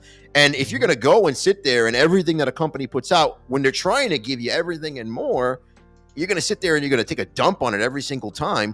Then eventually that company is going to just be like, oh, you know what? Let's just stop. I guess the point I'm trying to make is we are all seeing that. And instead of Microsoft/Xbox coming out and say, see, we're being treated unfairly, they're letting the narrative sit to the point where we are seeing that. And how long will they be able to continue doing that when we are all seeing that to a point where we're going, now it's getting a little too much. You know what I mean? It went from there's an Xbox tax on the Xbox in the Xbox hardcore to now everyone seeing that, man, they're releasing games everywhere. Even to the point where now the talking point is the reason why they're releasing Xbox games on PlayStation is it's the only way to give those games a fair shake. That's the talking point. I'm going to tell you right now. I'm going to be just straight up. I'm going to tell you right now. And I should take a step back and just like kind of reflect. But like a lot of this conversation is coming from social media, from Twitter, things that we can't really take as a grain of salt because it's Twitter at the end of the day. But I can tell you right now, from an industry perspective, console wars do not exist. They do not. Of course, developers. People, PlayStation, Xbox, Nintendo, developers, people that work in the industry, they're all friends with one another. They all talk. They're on LinkedIn. True. They have conversations. They get coffee together. Like these things are. It's just a narrative that has been created within this Twitter ecosystem, and it's something that is less about what is reality and more about what is going to get me clicks at the end of the day. So while I agree with your take on that, and we'll move forward because I have another one I want to talk about, but while I agree with you on that, I do think it gets a little unfortunate, and I wouldn't, it doesn't rise to the level of danger or dangerous, but I do think it's worth discussing because while it's not the bulk of the environment, and like people play, and even at the developer level, it's fine, and it's not that tumultuous of a relationship as they tend to spin it. I do think when it's very much geared towards one direction, like for example, Metacritic is geared towards one direction, or the people that play, or the people that are known as the reviewers, are all geared one way versus another, it tends to spin that narrative that frustrates some, right? And it's worth pointing out and worth calling out to say, hey, this needs to change, right? And for me personally, I believe that if you don't like the way the narrative is spinning in that way, it is now incumbent on you to start changing the places you watch and listen to, because that will slowly lead to those people having less capabilities and less power in this industry. In other words, if you don't like how Kind of Funny always be dissing PC gamers, stop watching Kind of Funny, right? Because you empower them to continue doing that stuff by giving them your views, right? And that's just one example among many, right? If we don't like the way the award shows are going, stop watching them, because you empower them by continuing to watch them, right? I think that over time that stuff will change, but we must make a concerted effort to be putting our eyeballs on the things we like versus the things we don't, because that continues to perpetuate that cycle. OBM, I'll let you have the last word, sir. No, I was going to jump in on that. I think that the challenge is, and I don't really know where the end of this is until like really people, the mainstream sees how changed the industry becomes, and understands how silly some of these conversations are.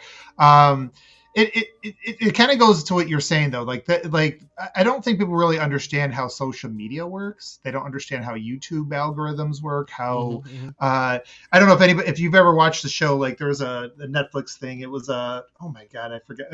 I need more coffee. I forgot the name of it. But the people that used to be part of like these companies like Google and everything kind of explain how these algorithms work, and basically everything is designed for your engagement, and whether you stop because you're pissed off or you're angry at what somebody put on there, or because it's what you wanted to hear, the whole point of that is like for topics to make you more engaged. And so somehow over the course of the last 10 years, starting with when Don Matrick kind of gave everybody the middle finger and said, hey, there's a console for you, and people got really, really angry. And basically they were like jilted girlfriends. They just wanted to hear nothing but bad news, about this, their ex, whatever, their ex relationship. And that's what it kind of became, right? And so there was just a lot of people the engagement was more on that, and then there was the people trying to defend it. So at the end of the day, it became a point where the negativity around that brand is just in this gaming sphere on these algorithms is what it is. And it's not something that you can talk your way out of. It doesn't matter how many shows Phil goes on. It really probably doesn't even matter what kind of games they deliver. I know that sometimes people say, well, if they just deliver the games, it's going to stop. It's not, because people have made up their minds in terms of digital ecosystems.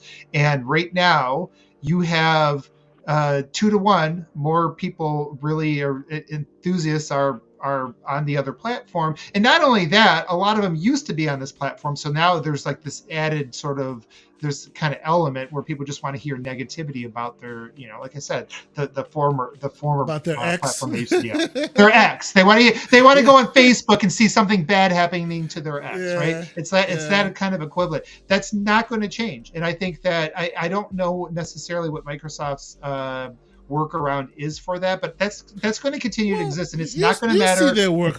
You see their workaround. Hey, well, you don't want an X being on your ecosystem. Don't worry, I think they should lean into the games to the PS5. There you go. I don't think Satya would ever greenlight this, but I think they should lean into that. At some point, kind of. That's a whole nother. I won't get down that road. You think they should do a tongue-in-cheek ad like Banjo-Kazooie, not Banjo, Crash Bandicoot, Crash Bandicoot style, going, I'm your ex. Look at me. I went to the gym. I've worked out now. Call me Xbox. Well, listen, if they come out with the megaphone outside the studios. With the megaphone, that's right. I mean, look. At the end of the day, they're gonna, okay. I think we all assuming that they're moving to this future of like, dual entitlement or play anywhere on most things, right? Where you can buy you can play your stuff anywhere. You still have the Game Pass thing. It's like, there's going to become a point, especially if they open up this ecosystem, where they're going to have the most games ever on a box under your console. If you put Steam on there, it's that's a day one type of thing. Where I think that what the other side's going to have is the brand. They are the popular one. They're going to continue to be that. I think that there is something about just acknowledging that and being like, hey, look, you can go pay more because that's popular. But if you really want to have the most for your money, this is where it's at. They have not done that messaging. I don't think they're ready for that. I've heard a lot of conversations lately about their lack of marketing around Game Pass, especially with Call of Duty coming, all that stuff. But I think right now they are probably still sitting low, trying to get through the regulator stuff. Still got to, they're in the transition period before the next wave of hardware, which is going to be really the next phase of their ecosystem comes out. And so I don't know that they're going to go hardcore into a lot of this messaging until that stuff's ready. But I do think at some point you can just lean into that and be like, look, yes, you're going to get, you get more options, more for your money, more places to take your games. And yes, there's a more popular thing over there, but here we have to win your dollars, and I think they need to lean into that fact at some point in time. But right now they don't. Most people still don't know what Game Pass is outside of this bubble, right? So let's talk about Stalker 2. But before we do, let me answer Lucius's super chat here real quick. Lucius Augustus, $2 super chat. Thank you, Lucius. He says, "Will Avowed be delayed again? AC is right next to it." What do we think, gentlemen? I'll start with you, Coffee. Do you think Avowed gets delayed again because now it's within spitting distance of Assassin's Creed Shadows? I think there's like a 70% chance it gets delayed again. Ooh, that's a big percentage chance. Yeah. Okay. I don't think that number. Xbox is. I think that Xbox is too. I don't think that Xbox is too worried about their exclusives. I think they're putting a lot with Call of Duty and with Indiana Jones and with all these things that I think that they're trying. I think that they wouldn't, if it means making Avowed a game to which there's going to be nobody saying around the place like, oh, that this game might not be that good. Getting it to that level, because there are some doubts about Avowed still, even though I think the game is going to be great. But does it look like an Indiana Jones? Does it look like no? And I think that if they do push it back, it'll be in its benefit. And I don't think Microsoft is at a spot right now where they have to worry about, like, if we don't get this out now, we're going to be screwed. I think they have a lot on their table already. So I think it would be a healthy push if it does happen. How about you, OBM? What are your thoughts? Yeah, I mean, I probably agree with most of what I Love Coffee just said there. I think 70% is a good number.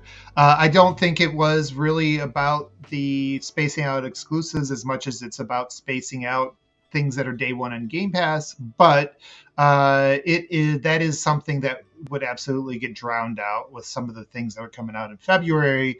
And for this, for Obsidian and for Avowed being one of their bigger games to come out in quite a while, they do need to give the studio some runway, so that when there's discussions about games, that they're not in that, that hurricane of, sorry, that was a bad choice of words, of things that sorry, I've done that twice lately with UK, but you're just caught Every up time he says hurricane, I feel like my house would storm. Yeah, he gets PTSD and all that other stuff. I'm sorry, I didn't mean to. But you don't want it to get lost, right? And I think that my hope, and this goes back to something we said earlier when we were talking about like Double Fine, like my hope is some of these studios that are very talented, they have they've been around for a long time and they've always kind of had a little niche. I'm hoping that they can build more than a niche, audience. And Obsidian's always had some of the best writers in the industry, and they've always had some of the best choice and consequence in their RPGs. Better choice and consequence than BGS, and I'm a big BGS fan. So I think this thing needs to have its own lane, and so I think 70%, maybe even higher. And I think that if they do say that they're going to push it back again because of the crowd, people will understand, right? It's not. I think not one of those. Yeah, I think that they need to hit that 60 frames mark. They can't pull. I think it would be a detriment to them if they try and pull a situation that we saw with. Why am I blanking on the name of it? Starfield? Not Starfield. Why am I blanking on the name of the vampire game? Redfall, where they were like, hey, it's launching at 30 and 60 frames is coming soon. It's like, I think that was a bad call. 100%. Absolutely. Because you lose the narrative, then it becomes not about the game, but about that, right? And especially if you can. I 100% agree. If 60 is possible, then wait until it's 60 because you don't hit want that mark. Yeah. So while I agree with all of you guys, and I agree with I think it's an interesting question that Lucius posted here. I would say I don't necessarily think it's because of AC, because like I heard rumor and speculation before AC pushed their game that Avowed was going to be delayed again, right? Like you guys, I think they want to be able to put the game out and not necessarily have to put their hands on it again, right? Look at Hellblade 2. It dropped and then they walked away because there was no need to mess with it anymore. It released relatively comparable, no bugs, no errors, no issues. It took some time. They dropped it. They took their hands away. Maybe you'll see an update here and there, a patch here and there. But the idea that it releases and they're still fixing it and I don't think they want to do that this time around. And to your point, it could potentially drown it out, right? Like so, it's good that they pick a spot where there's a little bit of runway, both in front and behind it, so people can give it a chance. And it's on Game Pass, right? So yeah, we've gotten a chance to see Avowed a few times now, but I wouldn't be surprised if we definitely. Wait, are we? So like, just so I'm clear on this, because maybe I missed the boat, but individuals are saying that Avowed is another reason why it could be pushing its date is because of Assassin's Creed. Well, he put the Lucius in the chat, put the Assassin's Creed right next, he said it was right next to it, which it is now, right? Yeah. Like where they've pushed it to, it is right next to Assassin's Creed now. So I guess his question that he was asking was, will it get delayed again? It's right next to Assassin's Creed. And I'm thinking it never had anything to do with Assassin's Creed if it gets delayed again. I think a lot, and I think a lot of people are putting way too much stock into Assassin's Creed, the next one. I honestly think the Assassin's Creed situation right now is one of Ubisoft seeing like they were going to release Assassin's Creed and it was going to be basically what we've been seeing from Assassin's Creed for the past years on end.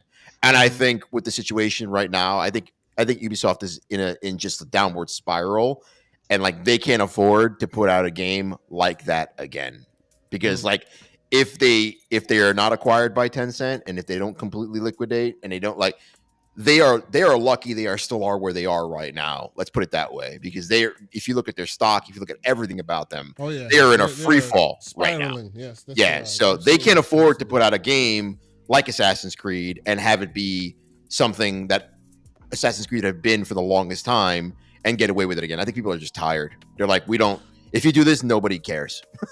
So Ray Oid,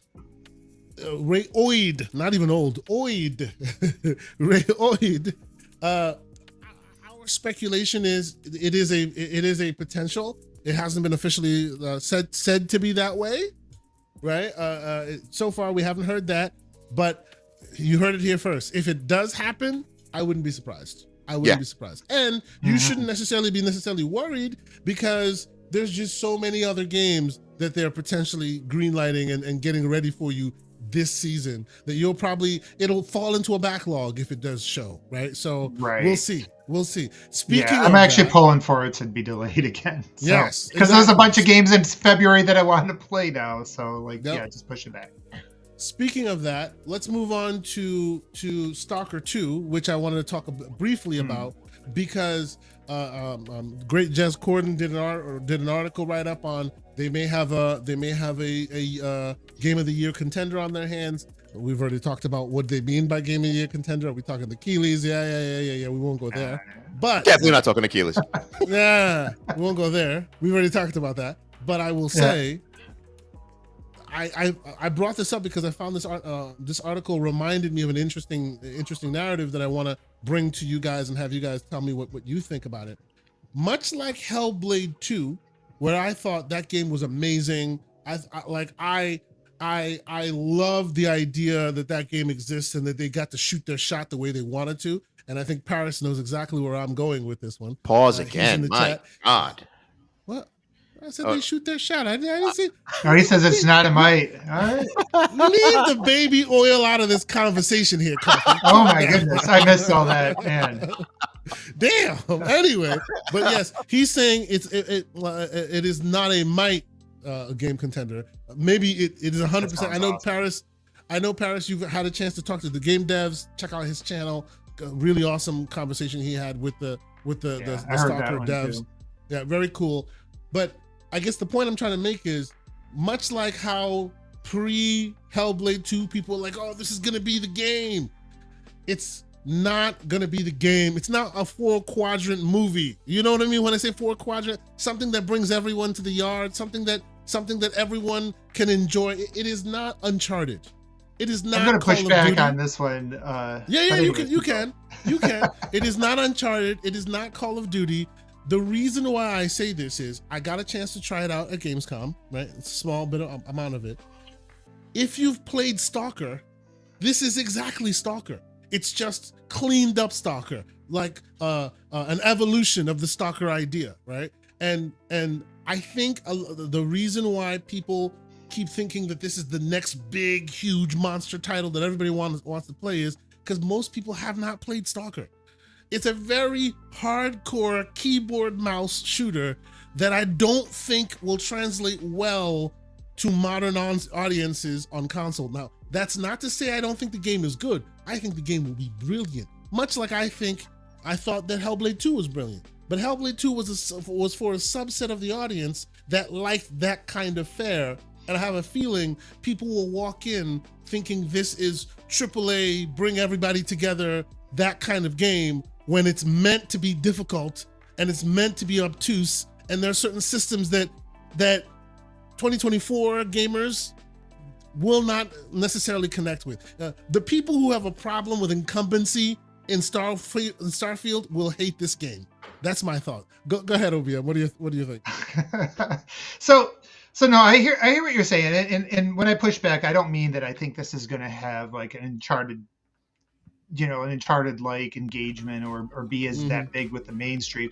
But here's the thing. So I would step back a little bit, and like one of the things that, like, watching Stalker over some of the previews over the last couple years, one of the things I think about is going back to like Morrowind on the OG Xbox, right? If you remember back then, that was absolutely not a mainstream game. It was the most non-mainstream game that was ever on console at the time. It was a super PC-ish game. And eventually they learned to clean it up, right? They cleaned it up a little bit better for Oblivion, and they took it a step further, and suddenly they just broke through with Skyrim. I would argue that games with a lot of depth and systems and things like that actually do appeal to a modern audience. In fact, I would say that if you are going to capture the kids, and we've talked about this before, but they just basically play Fortnite and Black Hole games. But if there is something that's going to capture their attention on a social media or on the streaming or whatever, it's usually going to be these sort of sandboxy type of experience with emergent gameplay. I think Elden Ring had some of that stuff, right? And even, speaking of Elden Ring, go back to like Demon Souls. That was, again, not a mainstream console game. It was hard to imagine that ever breaking through to something that would, that genre breaking through to something that would be mainstream. But they tweaked it. Eventually they went to open world, and it became like this big sandbox again, and that thing broke through to the mainstream. I do think that there is these types of games, there is a big market for them, and sometimes what keeps them from getting through is the stuff around the edges, and maybe at launch it doesn't hit that. But again, I especially on the PC, we know PC gaming worldwide is kind of growing. I do think this has a shot to have some legs behind it. I'm not going to predict like it hits like a 20 million count or anything like that, anything crazy. I don't, but I do think that this has potential to be one of those cult classics that sticks around and that people talk about, that they mod, that's still being streamed. But like that 5 is years Stalker from now. in general, right? Like those who But love I can see going to the Stalker, I can see going to another level, especially because it is on Game Pass, right? That's the one other thing that I think is kind of it. And I hear what you're saying about Hellblade, but Hellblade is at the end of the day, not only is that a niche experience, it doesn't really have a lot of legs. Even if you loved it, you were done with it probably in a week or 2 weeks, and then you moved on to other types of things. This is one of those types of games I think could be around for a while. Like I said, it could probably have a lot of different mods at some point. It is one of those games that people will be playing for a while because it's not a small game. It does require you to delve into the systems if you want to play it on the default difficulty, because I always appreciate about about these kinds of developers, and why I do think Dark Souls eventually took off. If Demon Souls, or if From Software would have come out with Dark Souls after Demon Souls and be like, hey, we're going to we're just going to make it easy now. You can just go straight forward and fight all the bosses and see the world. I think it never would have gotten to the point that it is, because it forced you to learn all the dynamics, all the systems, all the options, find unique ways to try to, find your way to kind of get through things. And I think this is going to be one of those things that does that. And I think also when you combine the unexpected stuff that people have been talking about in the previews, where you can just be running through the world and just some crazy thing happens, or not everybody's experience is going to be the same. I think that's perfect. And just add in the Game Pass thing. So hopefully this is that turnaround, but I do think it has a lot, maybe not a prediction, but I think it has a lot more of a ceiling and potential than you think it does. So I agree with you. And let me once again say, I think from the merit perspective, this game deserves, I hope they get all of the accolades. Like, no developer in their development experience deserves more credit than the makers of Stalker 2, who are literally in a war zone while building their game, right? So, and shout out to Boomstick, Double Barrel Gaming. He's still giving away like 20 copies or something of the game when it comes out. I honestly hope that they get all the accolades here. Like, the reason why I think the way I do is because I've heard the narratives out there, and maybe wrongly I'm hearing them, and I hope I'm wrong, in that people are because this genre exists, people are assuming that this is that modern power fantasy flavor that you would get from others in this exact genre. And this one is far more hardcore historically, and it looks like they're still leaning on that hard, like the Metro series, for example. This is an offshoot, right? The Metro, Last Light, and all the rest of them are an offshoot from this original developer core. And even Metro, to this very day, is not 4-quadrant, right? It takes a harder core audience to play those games, because those systems are a bit more than your power fantasy shooters that you're used to. Okay, you took the words right out of my mouth. Go ahead. You took the words right out of my mouth. I think this game is going to Metro its way all the way to the bank. Honestly, I think I'm calling it right now. I think Metacritic wise, it's going to be sitting at about a 79, 80. If I look at the atmosphere of gaming right now, if you're not a gas game, if you're not a Souls game, you're not making numbers like that. I think Xbox Game Pass is going to be able to pitch it out there, and it also depends on advertising on Xbox's end, what they do with it. But I think as a whole, the game's difficulty levels, Escape from Tarkov type gameplay, and what have you. I think this game is going to be just like, it's going to be like a Metro. It's going to essentially have a hardcore little fan base to it. Is it going to move Game Pass numbers like that? I don't think so. I love this new saying. He said 79 to 80 is nasty work. Yeah, I just think it's going to Metro its way all the way to the bank. Like, if you look at Metro right now, it's a great game, but it's not a game for everybody. There's a lot of different That's systems. the part. That's the part I'm thinking, right? It's Yeah. people think it's a game for everybody, and you might be wrong. I hope I'm wrong. It's I not hope a I game am. for, but it's not a game for everybody. But I think it's going to have a very strong audience. It's gonna have legs. Go back to the OG, the early days of BGS. They were not games for everybody, especially now for the console market. Back to Demon's Souls, not for everybody. And I think that at some point, though, where I think this is much different than Metro. Metro is more streamlined. It is a lot more of a console. It is a lot more accessible than this is. It is. But I also don't think it has the legs because it's not as interesting in terms of the systems in the sandbox. I beat the last one, Exodus, and it was, it had some nice segments to it, but overall it felt like more of a narrative-driven shooter experience in most ways. You can mix in some stealth and things like that, but there wasn't like tons of depth to all the gameplay, right? All that nuance.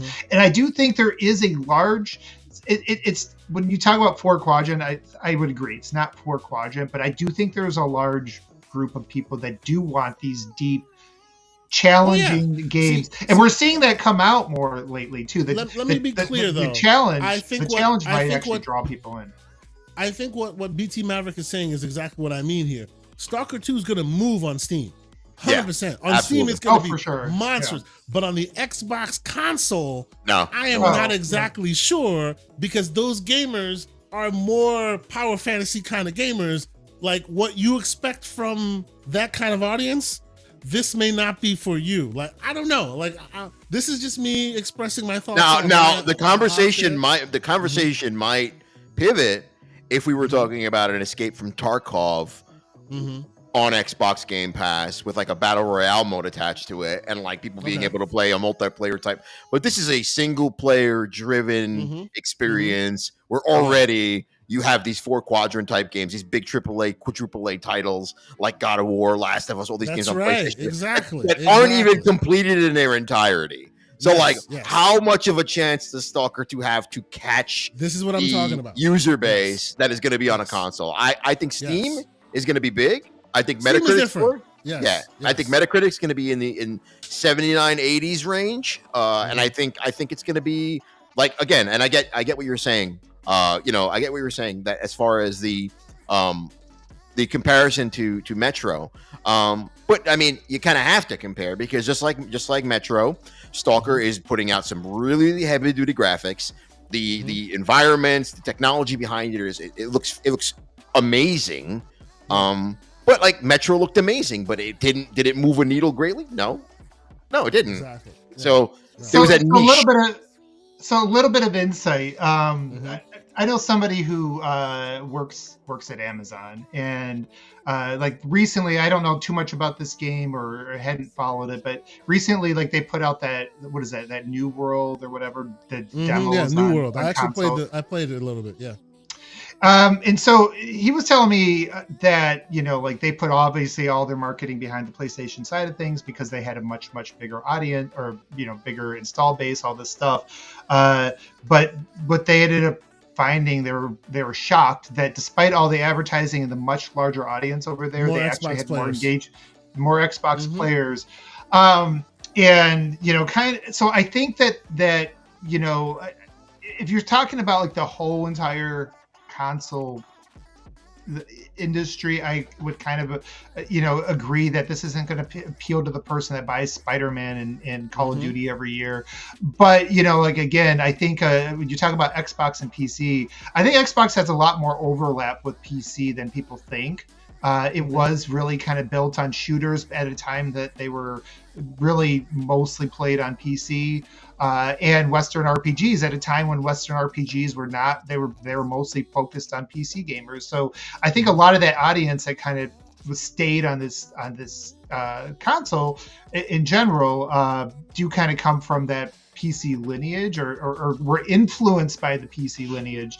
And so I'm expecting, again, that's just prediction, I think the audience on the Xbox console and on the PC, like you're saying on Steam, is there. And that not only that, I think you look at this fall, there really isn't a lot of competition like in this lane. Like I don't see any really super deep challenging single player games.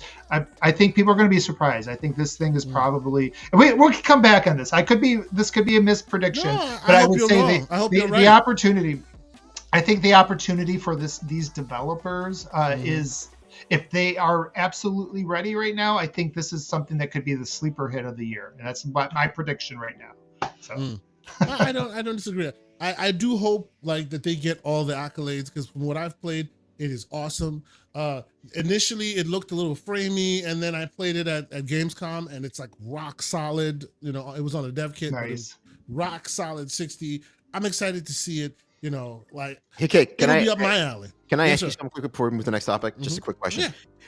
Your opinion. Do you think most people who are trying this out right now, do you think it's more of a reaction of like, wow, this can be a game of the year contender? Or do you think it's more a reaction of like, I've never played anything like this before on an Xbox? Like, can that kind of feeling be coming from that angle of like, hey, like this is it's more of a shocking reaction because like this type of game we don't see a lot of these type of games. So that's why maybe that we're talking about the game of the year conversation, because everything seems very samey now, right? No, I don't disagree with you there. I think that, yeah, and when I say it's hard, I'm talking about hard based on today's modern audiences. Pause. I won't pause this down. anymore. I see your face. You know, put the baby oil away, sir. Oh my God! Stop going to Costco. Watch baby oil. When I say it's difficult based on the palette of modern audiences, right? These used to be dime a dozen. There used to be a bunch of games like this, but over time, all of that has been whittled away to a fine point, right? Goes back to my point. Yeah. You have your Call of Duty likes, you have your Battlefields, but there are only touch points here and there, right? Now it's made Stalker, and shout out to the man MJ Dark. He says it very well here. He says Stalker 2 is a hardcore immersive PC game built for PC audiences first. That's exactly my point, right?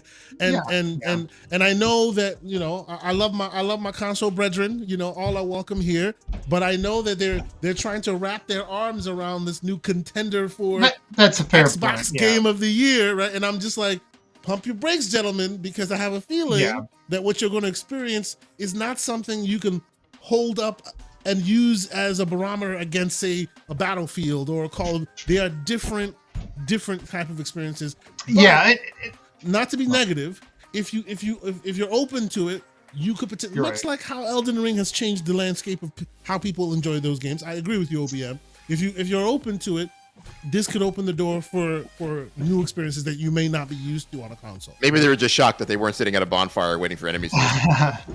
Right. Well, just some clarification. I you know, when I said all that, I'm thinking overall, right? I'm not just thinking of just console, because I think a really good example is Baldur's Gate 3, which is still one of the most played games in Steam. Blew up there, but obviously on console it had a much smaller audience. And but you know, when I'm talking about the potential of the ceiling of this thing, I'm talking about overall. And I'm to the point now where I don't really think about I haven't separated the console and the PC. It's all starting to blur together to me. So I think overall this thing has potential to really have a lot of legs on it. But yeah, it's probably going to be much the engagement is going to be a lot more on PC than it will be on console. I would agree with that. I look forward to seeing. I really hope I am wrong. I hope I wake up to a world where this game sells like all the copies on every console or every platform it's on, because Lord knows of all the devs who put their hard work into this thing, GSC Game World deserves a lot of the credit for this game, especially everything they've gone through to get it out the door. So I hope it does absolutely excellent. But let's move on. Shout out to the 200 folks that are watching this across all the various platforms. Salute to y'all for being here. We are about 2 hours and 15 minutes. I'd say we have maybe 15 or 30 more to go, and then we'll get out of here. Shout out to everybody that's here. Hit the like button if you haven't done so. Consider becoming a subscriber or a member if you want to support us in that way. We appreciate y'all continuing to rock with us and being here for that Saturday morning conversation Appreciate y'all for being here. Thank you so much. Let's talk about Shawn Layden real quick, because it seems like he keeps coming up, and I want to hear what you guys think about it. But just off the rip, whenever I hear him come and like a wise man from the hills come down and stroke his beard and tell us what the gaming industry should or shouldn't do, I go, doesn't he work for Tencent? Somebody needs to tell him to shut his mouth. I'm sorry. But that's just me. Like, every time he's talking about AAAs are gone and that threatens the ecosystem, I'm like, are you advising your own Tencent that is a problem and they should be counteracting that narrative? I feel like he comes and waves his finger, but then continues to be part of the problem. I don't know. I'll start with you, Coffee. What are your thoughts on his latest tab? He brings the tablet from on high to tell us that we gamers should be doing better. What are your thoughts? I think, believe it or not, I think that Shawn Layden is probably one of the greatest things to ever have PlayStation, like one of the greatest executives PlayStation. I don't disagree with that. Yeah. He definitely is like for me. And what he's saying, I think rings true at this moment in time, because I think there's from where he's approaching it, it's approaching it from an angle of like sustainability wise and patience also from production houses. But like, I mean, I agree with all his messages. I feel like sometimes he may be a bad messenger. Yeah. But yeah, as far as like sustainability is concerned, like, you know, we have so many different facets that he's bringing to the table, from high production costs, AAA budgets ballooning significantly, from, you know, usually we can just look back a few years ago. We were looking at $80 million production costs for games, and now we're looking at $200+ million production. Sometimes even more, considering advertising costs and what have you. But meanwhile, here's the issue. Okay, when you have this balloon in budget, first of all, you have so many different factors at play that he's completely correct on. You have COVID, where you had a huge bump up in staff because people thought that they were going to ride this wave forever, until inevitably it came to a crashing down. And then you have also just the game cost in general, and how game costs as a whole have not changed dramatically. I mean, you've gone from $49.99 to $69.99 now, basically. But for when it comes to a development cost of these said games, where you're looking at $200 million, $250 million, and you're looking at $150 million advertising costs, you're seeing things like Concord come into play, where you have all this money being dumped into these things. It's no wonder that people are looking at that and saying, hey, where's my next God of War? Where's my next Last of Us? Where's my next Ghost of Tsushima?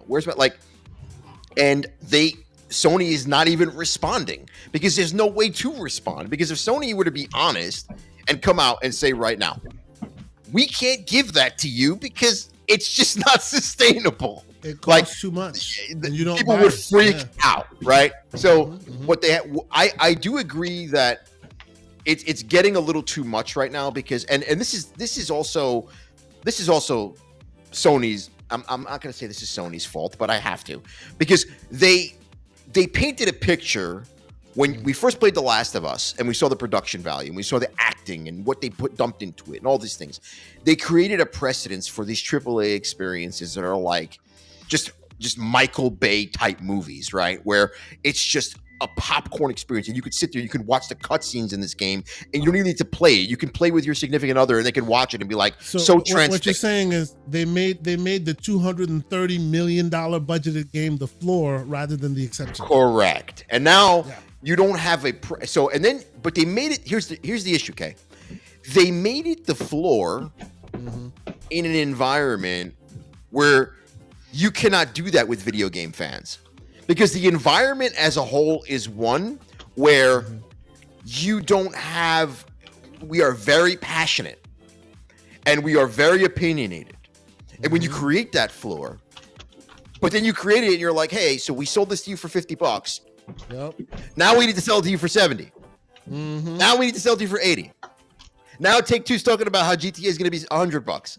Now you have that conversation start to happen where people are like, oh my God, like, wait, I don't want this. This is too much for me. And they're not PC gamers, so they don't know what it's like to dump $1,000 into a graphics card.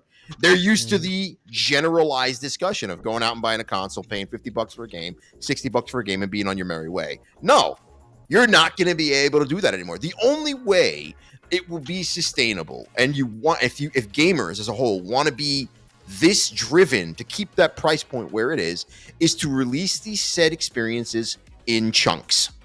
That is the only way. And it is actually a viable way, because if you look at the metrics behind these single player AAA huge budget experiences, they're not even being completed. You have these 10 to 15, 20 hour games where people are paying about 3 hours of them. They're like, oh yeah, well, I bought the game. I did the FOMO. I did the thing. I went out and bought God of War. Did I complete Ragnarok? No, but I did the thing. So it's like, and then you have all this wasted game that nobody is seeing. That money has been dumped into. So I agree with Slow-Mo on this impossible. one. He says, and Slow-Mo, shout out to you. He says that he thinks that Layden is also taking shots at the current Sony leadership. When he was there, he made sure games like Gravity Rush were made. When Jim took over, he openly said they would be making less games like that. And he's absolutely right. He is taking shots. He's somehow saying that when he left his tenure, the new leadership has gotten them to a place that's unsustainable now. This is him waving his hands. And now they're at a crossroads. Yeah. And now they're at a crossroads, Yes. Sony. Now they're at a crossroads where they've dumped all this money and they've created such a precedence that now all the shareholders and all the individuals are scrambling, because they're like, hey guys, we didn't make this back with The Last of Us Part 2. We didn't make this back with God of War because these games are in the bargain bin 6 months down the line. We didn't make it back with any. We're not Nintendo where we can charge $70 for games that are 5 years old still. We're not at that point. So what do? Well, you look at gas and you look at, hey, let's make something that'll bring us all this money back. Let's make a Fortnite. Let's make an Apex. Let's make something that'll do the same type of damage. And they're just not getting it. They possibly could have had it with factions, but that's a whole other discussion altogether, where they had Bungie come in and say they possibly could have had it with a multiplayer focus on Spider-Man, but that's a whole different conversation. You know, it's just it's a fear factor. It's a lot of different things in play. But right now, again, and this is not I'm taking shots at Sony, but I'm not, because I do, from an industry perspective, I do understand where they are coming from, because I've met shareholders, I've seen these people, I know, like, it is business at the end of the day. It's not about what you like, what you want, what your favorite IP is. It's about what those shareholders, what those suit and ties are going to look at to make them their money back. They don't care if you don't get a God of War. What they do care is that you fall for the Kool-Aid.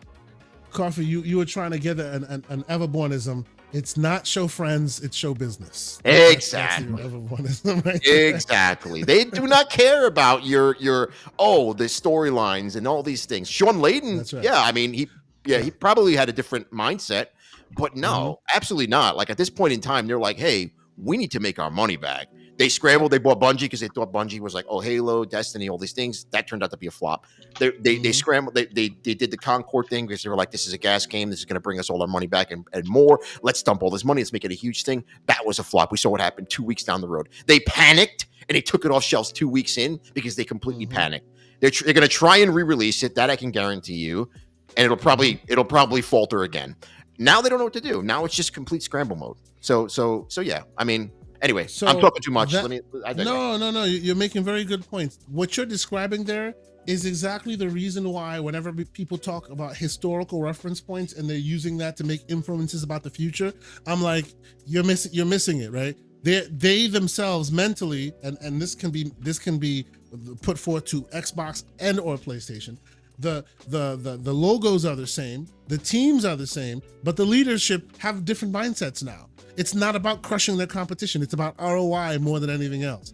And that's why I think that people are going to start seeing things happening in this gaming space that makes you go, that's never happened before, because all of a sudden it's no longer good enough to win your pond. It's about going into the ocean and getting far more user base than people are used to. OBM, sir, what are your thoughts on Shawn's on high criticism, which some people are in the chat, and I hear you, some people in the chat are saying, how can he be criticizing when he actually brought some of this to bear because of certain decisions that he made during his tenure? What are your thoughts? Yeah. Well, first, to answer that point, I think we have to be fair that the industry was different even a few years ago than it is today. That it's going to be in a few more years. But tinfoil hat. Before I get into any of the stuff I agree with or disagree with, I think Shawn is saying whatever he needs to say to sell whatever he needs to sell with this new company. So I don't know exactly where they're going, but I think that because he leaves out so much context that I know he would be aware of as somebody. I would agree with I Love Coffee that Shawn is one of the one of the more successful, one of the better executives that's been in the industry. I think we should expect that he does have access to the data, the trends. I mean, especially going from Sony to Tencent, he probably has as good an understanding as most people in this. Probably put him in the top percentage of people that knows what's going on in the industry, and so he has probably more information about where everything is. So absolutely take his credibility from that standpoint is very difficult to challenge. The thing I would challenge is that everybody from whatever business that they are in is going to push the thing that where their business is really focused. And when he talks about the old way is like unsustainable, high level absolutely agree with that. Spending 200, 300 million, continue to up that budget, as I Love Coffee was talking about, with an audience that really isn't growing in terms of those types of games, is probably something you can't continue to do. Nor do I think they are on. I do think that we're seeing a step back in those types of strategies. And I've said in different places that I don't think right now the competition in the industry that we should be concerned of isn't really about Xbox versus PlayStation, especially not on the console side. I think it's more about those variety games versus those black hole games. That is the real competition. And right now, for all of us that have grown up playing variety games, we're losing. Overall, the market is veering shifting more and towards more the gas. Yep. Yeah, towards the forever games, and people aren't the biggest problem with that from my standpoint, or what I want, is that even when it comes to multiplayer, which I do like multiplayer games, is there's not room for a lot of new things because people are still playing stuff from years back, right?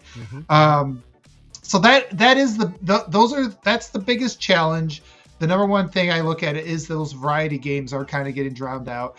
But I don't think that AAA companies are going to change the strategy of, hey, let's just put out a bunch of smaller games. Let's start making a bunch of $50 million single player experiences, because that's not where they have a competitive advantage. If you think about what makes a AAA company, what gives them the advantage over everybody else, it's the fact that they can spend more money than everybody else. That's the number one advantage they have. And you're going to have to find ways to spend monies in ways that's going to make you stand out. Because as I heard from, this was a comment from a EA developer, like the problem today is that there's thousands of games out there, right? There's so much noise out there that it's very, very difficult. Like getting discovered and having people continue to remember you is one of the biggest challenges. So of course, AAA is going to continue to lean into things where they can put all their money into something that is going to get the biggest mind share, that people are going to remember, that people are going to engage with, and that really a AA studio can't duplicate. And that's the other thing where I think Shawn really didn't address this, and that he knows this, is that we just started the show talking about Unreal and some of the independent developers. What are they doing today? Like, look at the amazing things they're coming out with. Wukong was developed with a budget of 50 million, I think, something like that. I think that's the equivalent here. I could be wrong.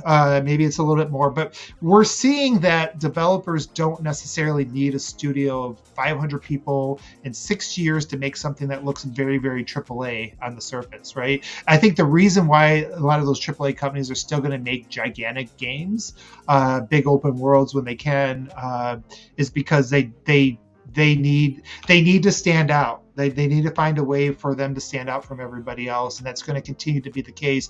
But I do actually see as long as the demand stays, that AA be making a huge comeback because of the tools.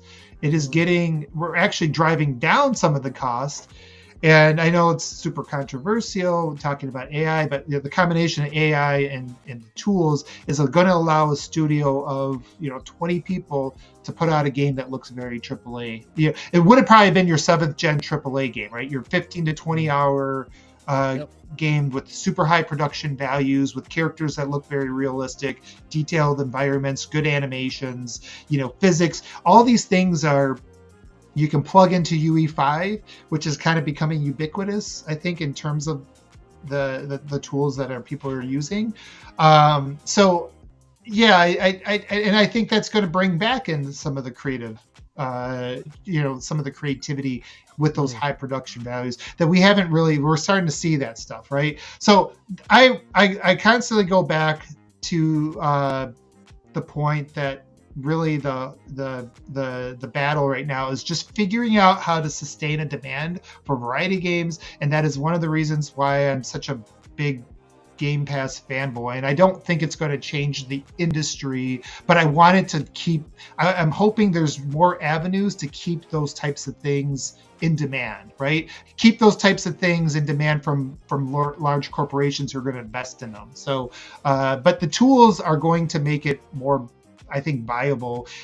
When we talk about lack of creativity, I think the problem is right now we always define the industry by the AAA, and that's because that's where most people play. So I would agree there. In AAA space, creativity is out the window. It's all about getting, well, I don't want to say it's fully out the window, but it's going to be much, much less than we ever saw, like in the past, like in your 6th, 7th generations. But at so from that standpoint, if you're just talking about the EAs, the Take-Twos, the Ubisofts, even where Microsoft's going to put their big money, where Sony puts their money, they're going to invest. It's too big of a risk, and they're going to still have to invest big. So they're not going to be taking those risks on those gigantic investments. But I do think we need to give more credence to the independents and the AA studios, that these like the studios that are not funded from the gigantic publishers, and count them more towards what's happening in the industry, where every time we talk about the industry, we always discount that part of it, right? It's always, what is EA doing? Oh, they're not taking any risk, and they're giving us roster updates every year.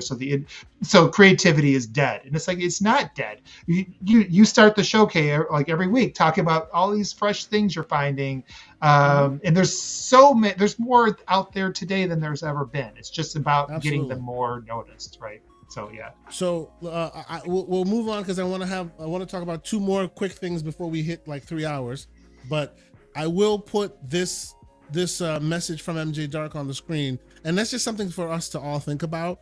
And he says, after celebrating 9 months as a member, thank you so much, MJ Dark, to continue to be a member. He says, "Hello, gents. Should AAA teams get less budget and this allow them to be more creative, since they will budget better gameplay versus graphics?" Now, I don't want us to answer that question. I think that's something that all us gamers should think about, because as I've also seen in the chat, people are talking about how Nintendo's the only one that's been able to successfully thread that needle correctly. I think it's because Nintendo has never, well, okay, not never, but during the GameCube era, they decided to step off that train of bigger, badder graphics. They think ray tracing does not exist in their parlance, right? Like they don't want to always let the hardware lead, because letting the hardware lead leads to these diminishing returns as far as ROI and costs and ballooning and all of this.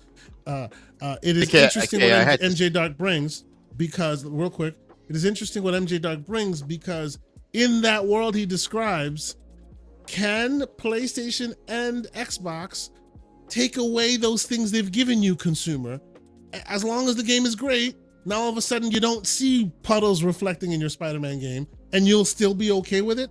I don't know that is a bird. That is something that that they can claw that back once they've gone full bore in that direction. You know what I mean? You wanted to say something, Coffee? Oh yeah, no, I just didn't know if you guys. I kind of walked away after my take, because I went to go take a graybeard bathroom break, and I don't know if I missed anything.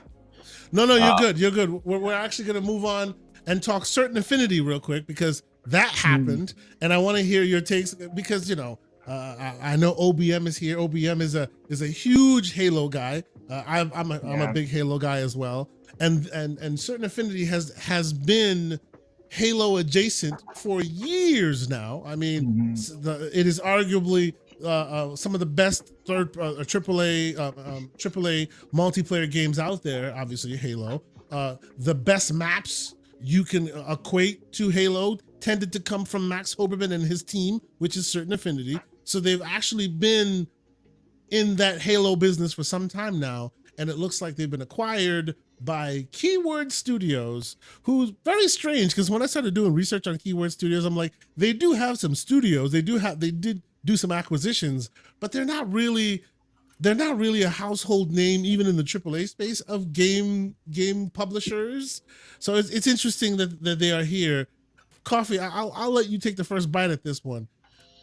Were you surprised that Certain Affinity got acquired by somebody other than Microsoft? You'd think it'd be Microsoft. What do you think? Yeah, I was kind of taken back by it. Another concerning thing to me was the fact of like that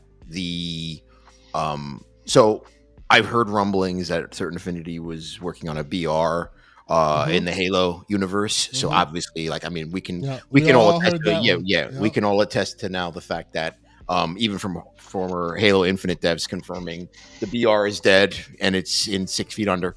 So I probably we're never going to see that, and it's just a strange turn of events, considering that from even a development perspective, Certain Affinity works really well with Xbox and Microsoft, and now it's just, I don't know. It's if I had to kind of guess, I would think this is more of a budgetary concern or a budgetary move more than anything else. I don't think it was a move of like working well with another company. I think this is more of like a savior type move, because maybe we were looking at situations where budget. I know they had recent layoffs as well. So I mean, it's always sad to hear of a company that works well with another company moving on to different pastures and what have you, and knowing that like this project was in development, could have potentially been an amazing battle royale and is no longer happening.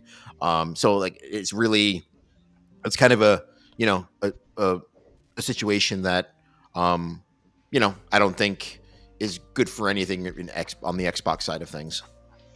OBM, how about you? Like, it is still arguable to say that every Halo that is popular, all the mainline Halos, have had Certain Affinity in one way or shape or form, whether that be Max Hoberman himself or then it becoming Certain Affinity, has had some kind of fingers on every single version of Halo. This tells even Halo Infinite had some Max Hoberman touch points on it. This tells you that the next Halo, the Unreal Engine 5 Halo, will be one of the first Halos that does not have Max's hands on it. Are we worried, sir? Well, I guess the first question I would ask, do we know that for sure? Because, Microsoft has Port Studios. True. Yeah. True. That's very true. They could still have some pre-existing contracts that still allows them to continue working on it. Just like Crystal Dynamics and Eidos are currently owned by somebody else. They got sold off and are still supporting them with Perfect Dark and Fable. Very true. Very true. Yeah. So I think if we would have talked about this a few weeks ago, I would have been a lot concerned, because I did, as somebody that is an admitted Halo fanboy, I would have said, like Certain Affinity would have been my number one studio that I wanted them to have added just to protect that IP. But I would say with the news that came out a couple weeks ago regarding Pierre and the changeover to the Halo Studios, the changeover to UE5, I think I am far exponentially less concerned about this. In fact, I don't know that it's necessarily a thing to be concerned about at all, despite the fact that Max Hoberman has been such a staple with the IP for so dang long, going all the way back to the OG versions of it. He's the guy basically that made the Halo multiplayer that I've spent so many hours in every year. So, but at the same time, we heard from Pierre, a couple weeks ago, and he talked about the fact that they are now starting a new chapter of Halo. They're going to be doing things differently. They might be, maybe everybody. RIP to 343. Yep. Yeah, and really like all the things that we come to expect maybe don't have aren't going to hold in the future, right? So like they may not even stick exactly with. Maybe they just keep Halo Infinite going in perpetuity, and they say, "Here, our next multiplayer thing is going to be something outside of the realm of Max Hoberman influenced game. We're going to look for a new talent." And that is one of the things that going to UE5 has enabled them, is they can now go outside the box. They can go outside to really all the creative talent in the industry, all the AAA developers. Pretty much, if you are a AAA developer, you understand how to work in Unreal. All those people are available to them, and it sounds like Pierre is kind of opening the door for new creative approaches to the IP. They're going to do multiple projects, so maybe certain Affinity is not even as critical as they maybe seemed a few years ago. Historically, they have been, but it looks like they've moved beyond them, right? They look like they put themselves in a position now that, although historically a certain Affinity being part and parcel of the situation was kind of it made those of us who love that franchise feel good knowing that at least that DNA is still there. It may not be as useful or necessary now. Time will tell. But OEM, since I have you talking, let me have you comment on this second to last story real quick, because you insisted on bringing this up, and I know why. I want you to go for it, sir. And what am I talking about? I'm talking about the narrative that Black Ops 6 is a make or break strategy for Game Pass being put in there, because if it doesn't work, that means that we're gonna rethink the whole thing. What is the use of Game Pass if that doesn't sell because of Call of Duty? Go ahead, sir. Go ahead. I know you're gonna go to town on this one. I just want you to I actually you're lucky, Kay, and everybody else that's ready to go do other things. I have to take off soonish, so I'm gonna be short on this. But no, I do think it's first of all, I have a question, and it is like, where is the information that Black Ops is make or break for Game Pass? Where is that information coming from? Like, what is the assumption based off of? Because really, all the tea leaves that we read from Microsoft, from their own actions to everything they said during the ABK trial, seemed to point in a different direction. And they told everybody, they had to tell the judges back when they were trying to win over ABK, that they see Game Pass as something that's going to be around 15% of their business. And I don't think that was just a thing they were saying to get the deal closed. I think that once they decided to buy this gigantic company that is going to make up half of their service, the content and service revenue, makes most of the revenue from microtransactions and free-to-play games or gas games, that's just how things sort of started to play out. And anybody who's worked at a major corporation, if you've ever dealt with a products division or a pricing division, you know that companies, they target percentages, right? They don't look at everything as like, we're going to throw all our eggs in this basket. A lot of times it is like, hey, this is going to be this much of our portfolio. And especially as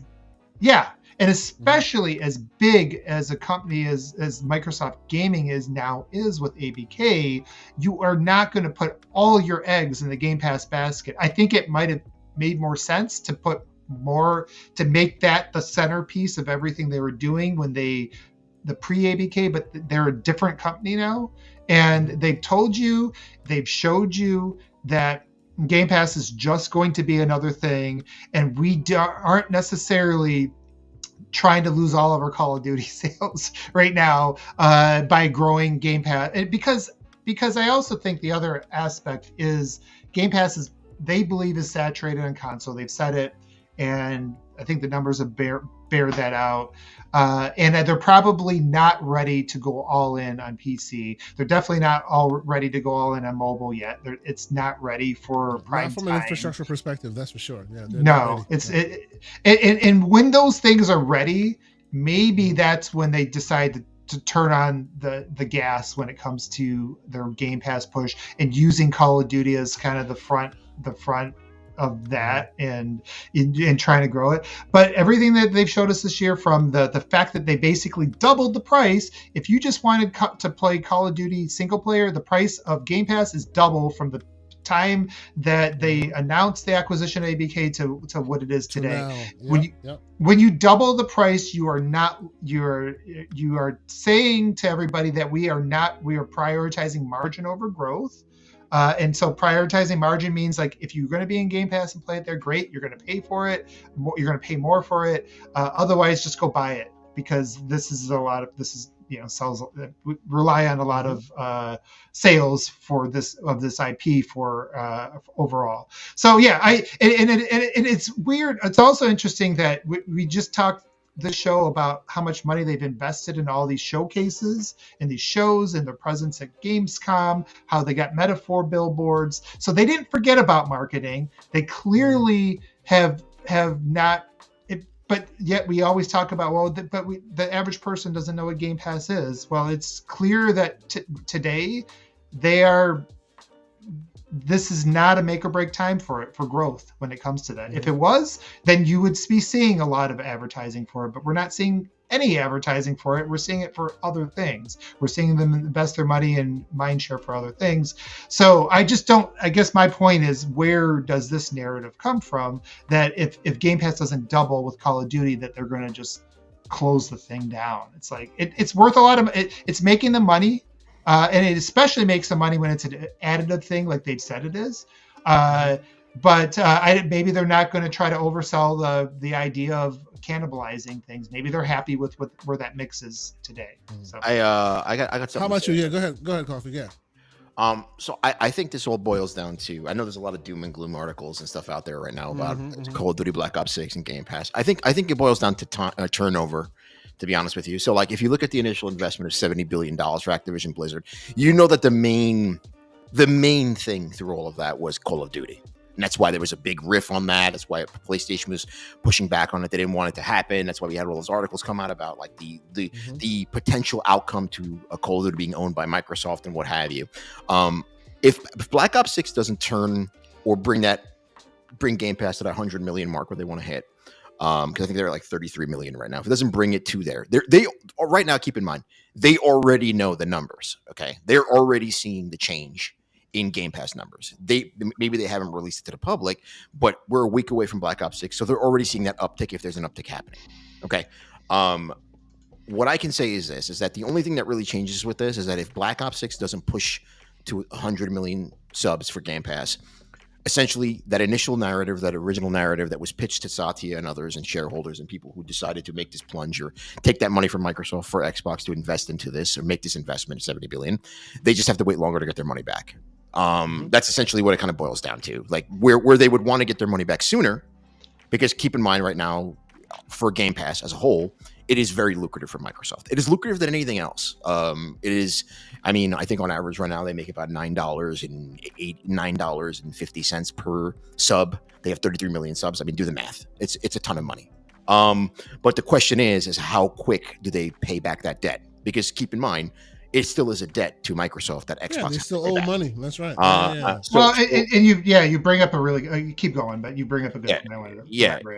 So that's the thing, right? Is that, like, Microsoft is sitting there saying, "Hey," because it's not about games, it's about money. So it's like, "Hey, we want our money back. We want to make this back. We want it back. We want it back. You guys took this risk. You guys are taking this. You guys are making this call. It's Call of Duty. So if they don't get it back sooner, then what we're going to see is, so let's look at the worst possible scenario here. Worst possible scenario being the amount of investment they've made into Game Pass, right?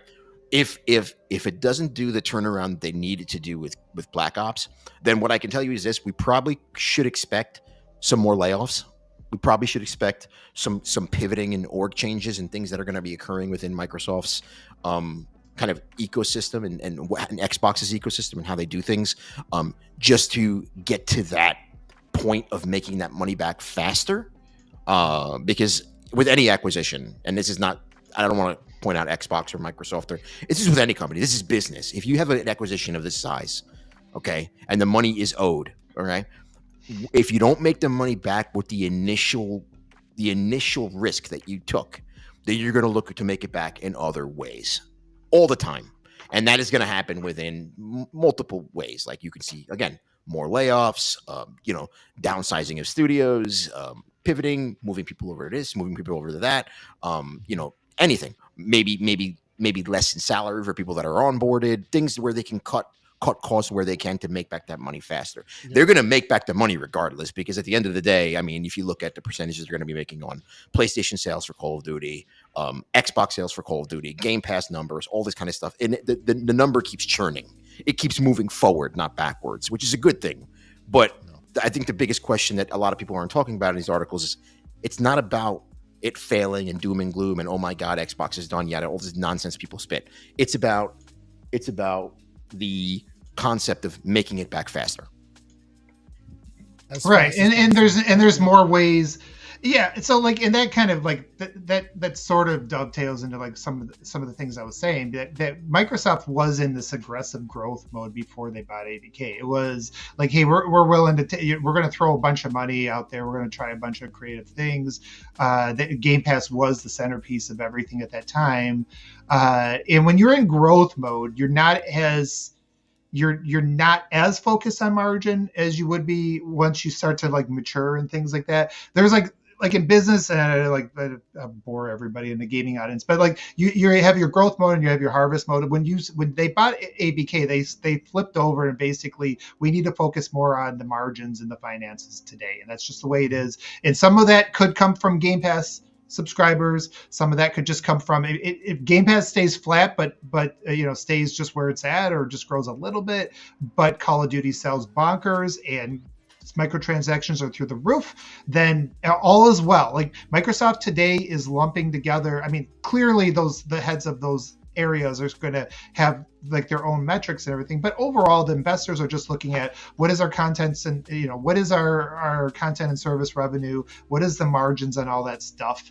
What is our margins on this whole entire division? And so there's a lot of different ways to get there now. It's not all there's not just this clear path that it's only Game Pass sales. It's like it's just like on a sports team, right? You have like if anybody watches the NFL, you have your quarterback, your running back, your receivers, all that stuff on an offense. Maybe your quarterback throws for less yards, but you run for more, right? Like as long as you get to the end zone, it doesn't matter how you get to the end zone. And so that's the thing. And so again, right now they are focused on the financial stuff, and it's not like it's oblivious to them that they're not marketing Game Pass with Call of Duty right now. It's not like, oh my God, who forgot? Like who forgot to release the ads, right? Yeah. So, anyways. Yeah, I mean, if you look at even too, I'm sorry, I just want to make one more quick note. So if you look at, I've heard a lot of conversations and seen a lot of conversations on Twitter with market leader standpoint, right? Like, let's be realistic here. Let's be honest. The market leader right now in consoles and gaming in general is Nintendo, handheld market, console market. That's number one. Number two, from a market leader perspective, if you look at numbers and money being made, I mean, Xbox is very, console aside, I think we're at the point right now where we look at Xbox where they've already understood they don't need to make a console with what they have at their disposal right now. They don't need to. They don't need to put in the money, the infrastructure, the time, the fabrication. Don't say that too loudly, sir, because the gravy is going to come for you. No, but I mean, like, and I know it's a scary thought, but at the end of the day, it's what it is. Like, they don't need to make a console. Their goal and everybody else's goal in the next 10 years is going to be to stream everything to your laptop, to your TV, to everything that you have, all your devices, not to have a brick in your house and say, I hope to God this thing plays my games at 4K and all this stuff. So they're Microsoft, Xbox, they're good. Like, they will be good. So like, and what you're describing is what I say, the barometer of success, their mark of success is different than the console user's mark of success. The console user's mark of success is dominating in the console space, and that is, hey, they're successful because they are now the market leader. Whereas the company behind all this sees the console as a means to an end, And that means it's now getting more expensive than it is to keep up when there are many other endpoints that are basically free for them. So they're like, we may not necessarily win based on your barometer or your metrics, but the money coming home says we're winning. And if you don't like that, or if you as a console gamer say, oh, we rejected you, go ahead. There's as many humans as there is rainwater. We will find someone to replace you. So if you don't like it, that's your problem. You know what I mean? This is what I'm seeing is happening slowly. I'm not justifying it. I'm not saying it's right. I'm just saying this is what's happening. It's reality. MJ Dark, $5 super chat, and he's continuing the tradition of making me say some absolute bullshit because he paid for it. So I will continue to do that.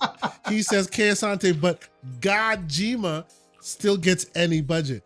Not the any budget part that irks me. It's the Godjima part. Whatever, brother. Thank you for your super chat. He was in his prime with MGS1, and so everything's been downhill since. But anyways, don't do that. He's gonna come for you, man. MJ Dark, he's gonna throw handhelds at your head if you're not careful. You Metal Gear Solid on the original PlayStation was a moment in gaming, and ever since then he's been living off of that moment. But anyways, keep going. So last story before we get out of here, because we have 5 minutes and I want to get out of here by 3. We're 3 hours in, right? Last story, and I'm bringing it up because one of our members in our chat requested if we're going to talk about it. Let's get your top level takes before we get out of here. And that story, of course, is the idea that Google has gotten a reprieve from the whole idea of opening up their ecosystem, right? So as we all know, there's this big lawsuit. You know, Epic and all the others are trying to get the mobile stores to open up their doors a bit. iOS, as Apple does, kind of did a swerve. They opened it, but only in a certain way that doesn't necessarily work best for the consumer. And now, of course, Google went and had it appealed. And on appeal, it looks like they get to keep their stores, their ecosystem locked down, at least for now, because we know there's going to be another appeal to the appeal, and we're going to be right back at square one. Quickly, I'll start with you, Coffee. Do you think this changes any of the big plans that Microsoft has as far as the mobile entrance? To be honest with you, I'm not really too much in the woods with this kind of stuff, so I'm gonna probably pass this over to the next person because I don't. Not a problem, man. Not a problem. OBM, how about you, sir? What do you see this comes? Personally, I don't think this does anything because the power, the Epics and the Microsofts and all of them, I doubt they let this ruling sit. I think they're gonna go right back at it, and they're gonna find another judge that goes, nope, it should be open, and now we're back at square one.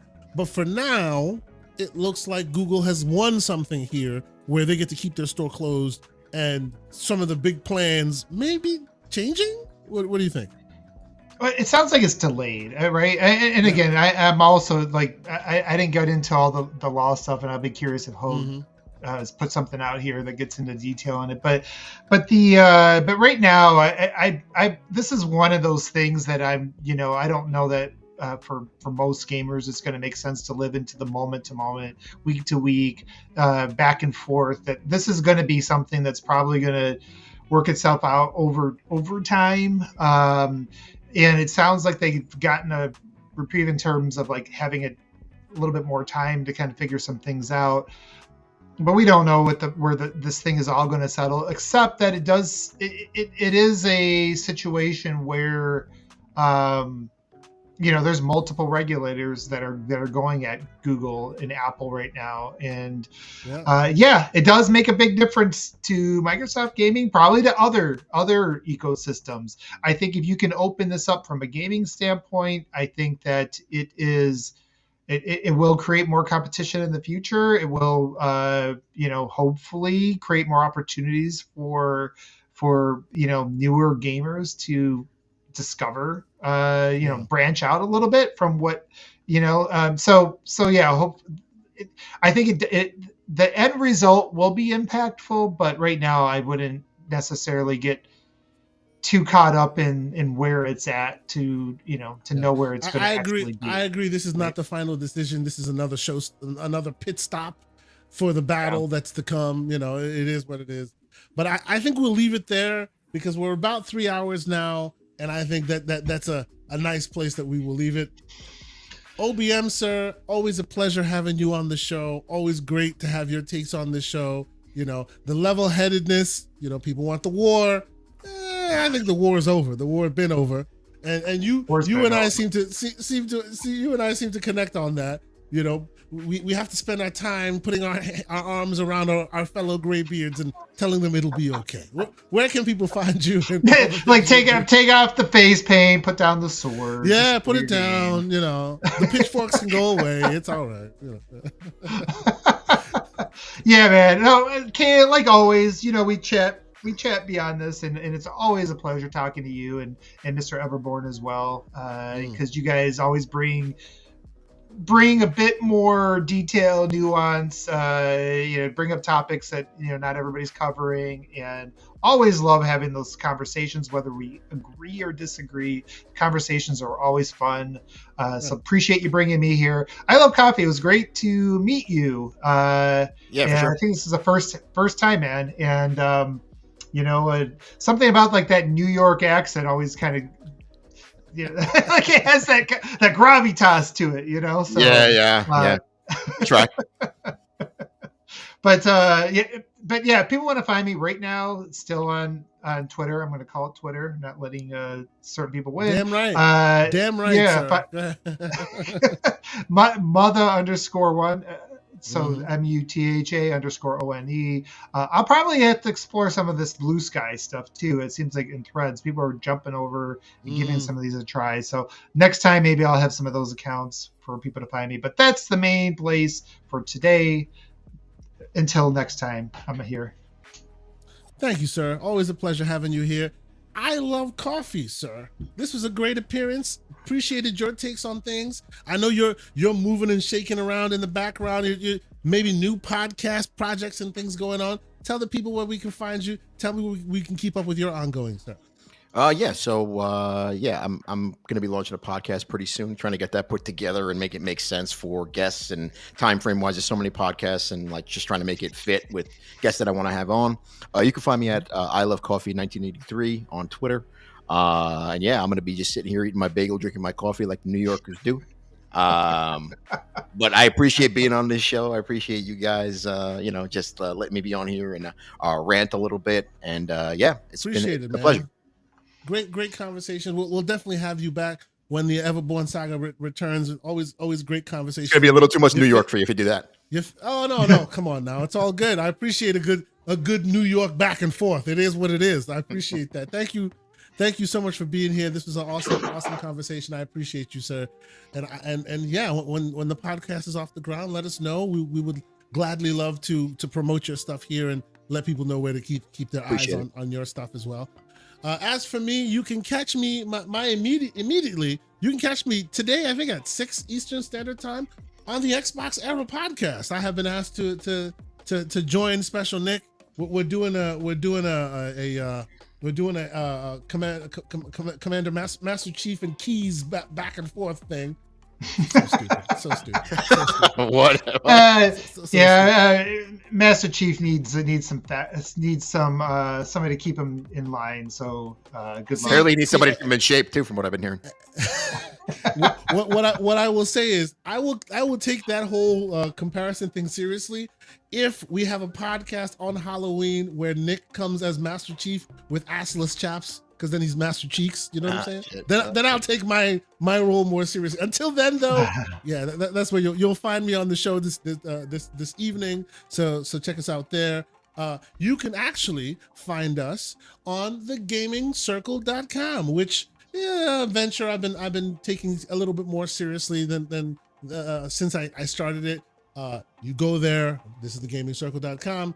You will find that all of our episodes, including our current episode, is airing there right now. I always love doing this. Now I'm live, but I'm in the past. I'm looking at. Never mind. But yes, like Inception. Come check us out. Exactly. Come check us out on thegamercircle.com. You'll find all our previous episodes, all 155 episodes now on thegamingcircle.com. If you hit the blog section, you will find great articles that have been written by community members and myself as well. There'll be more to come in that space as well. We're working on some interesting things in the background there as well. So come check us out. We appreciate you guys always showing your support. We appreciate that on a Saturday morning, towards the afternoon, you guys are always here, you know, talking games with us. We appreciate it. It's pretty awesome. So thank you guys so much for being here. For myself, the great OBM, and I Love Coffee, it was awesome chatting with y'all, and we'll see y'all next week. Peace. Nice to be in orbit.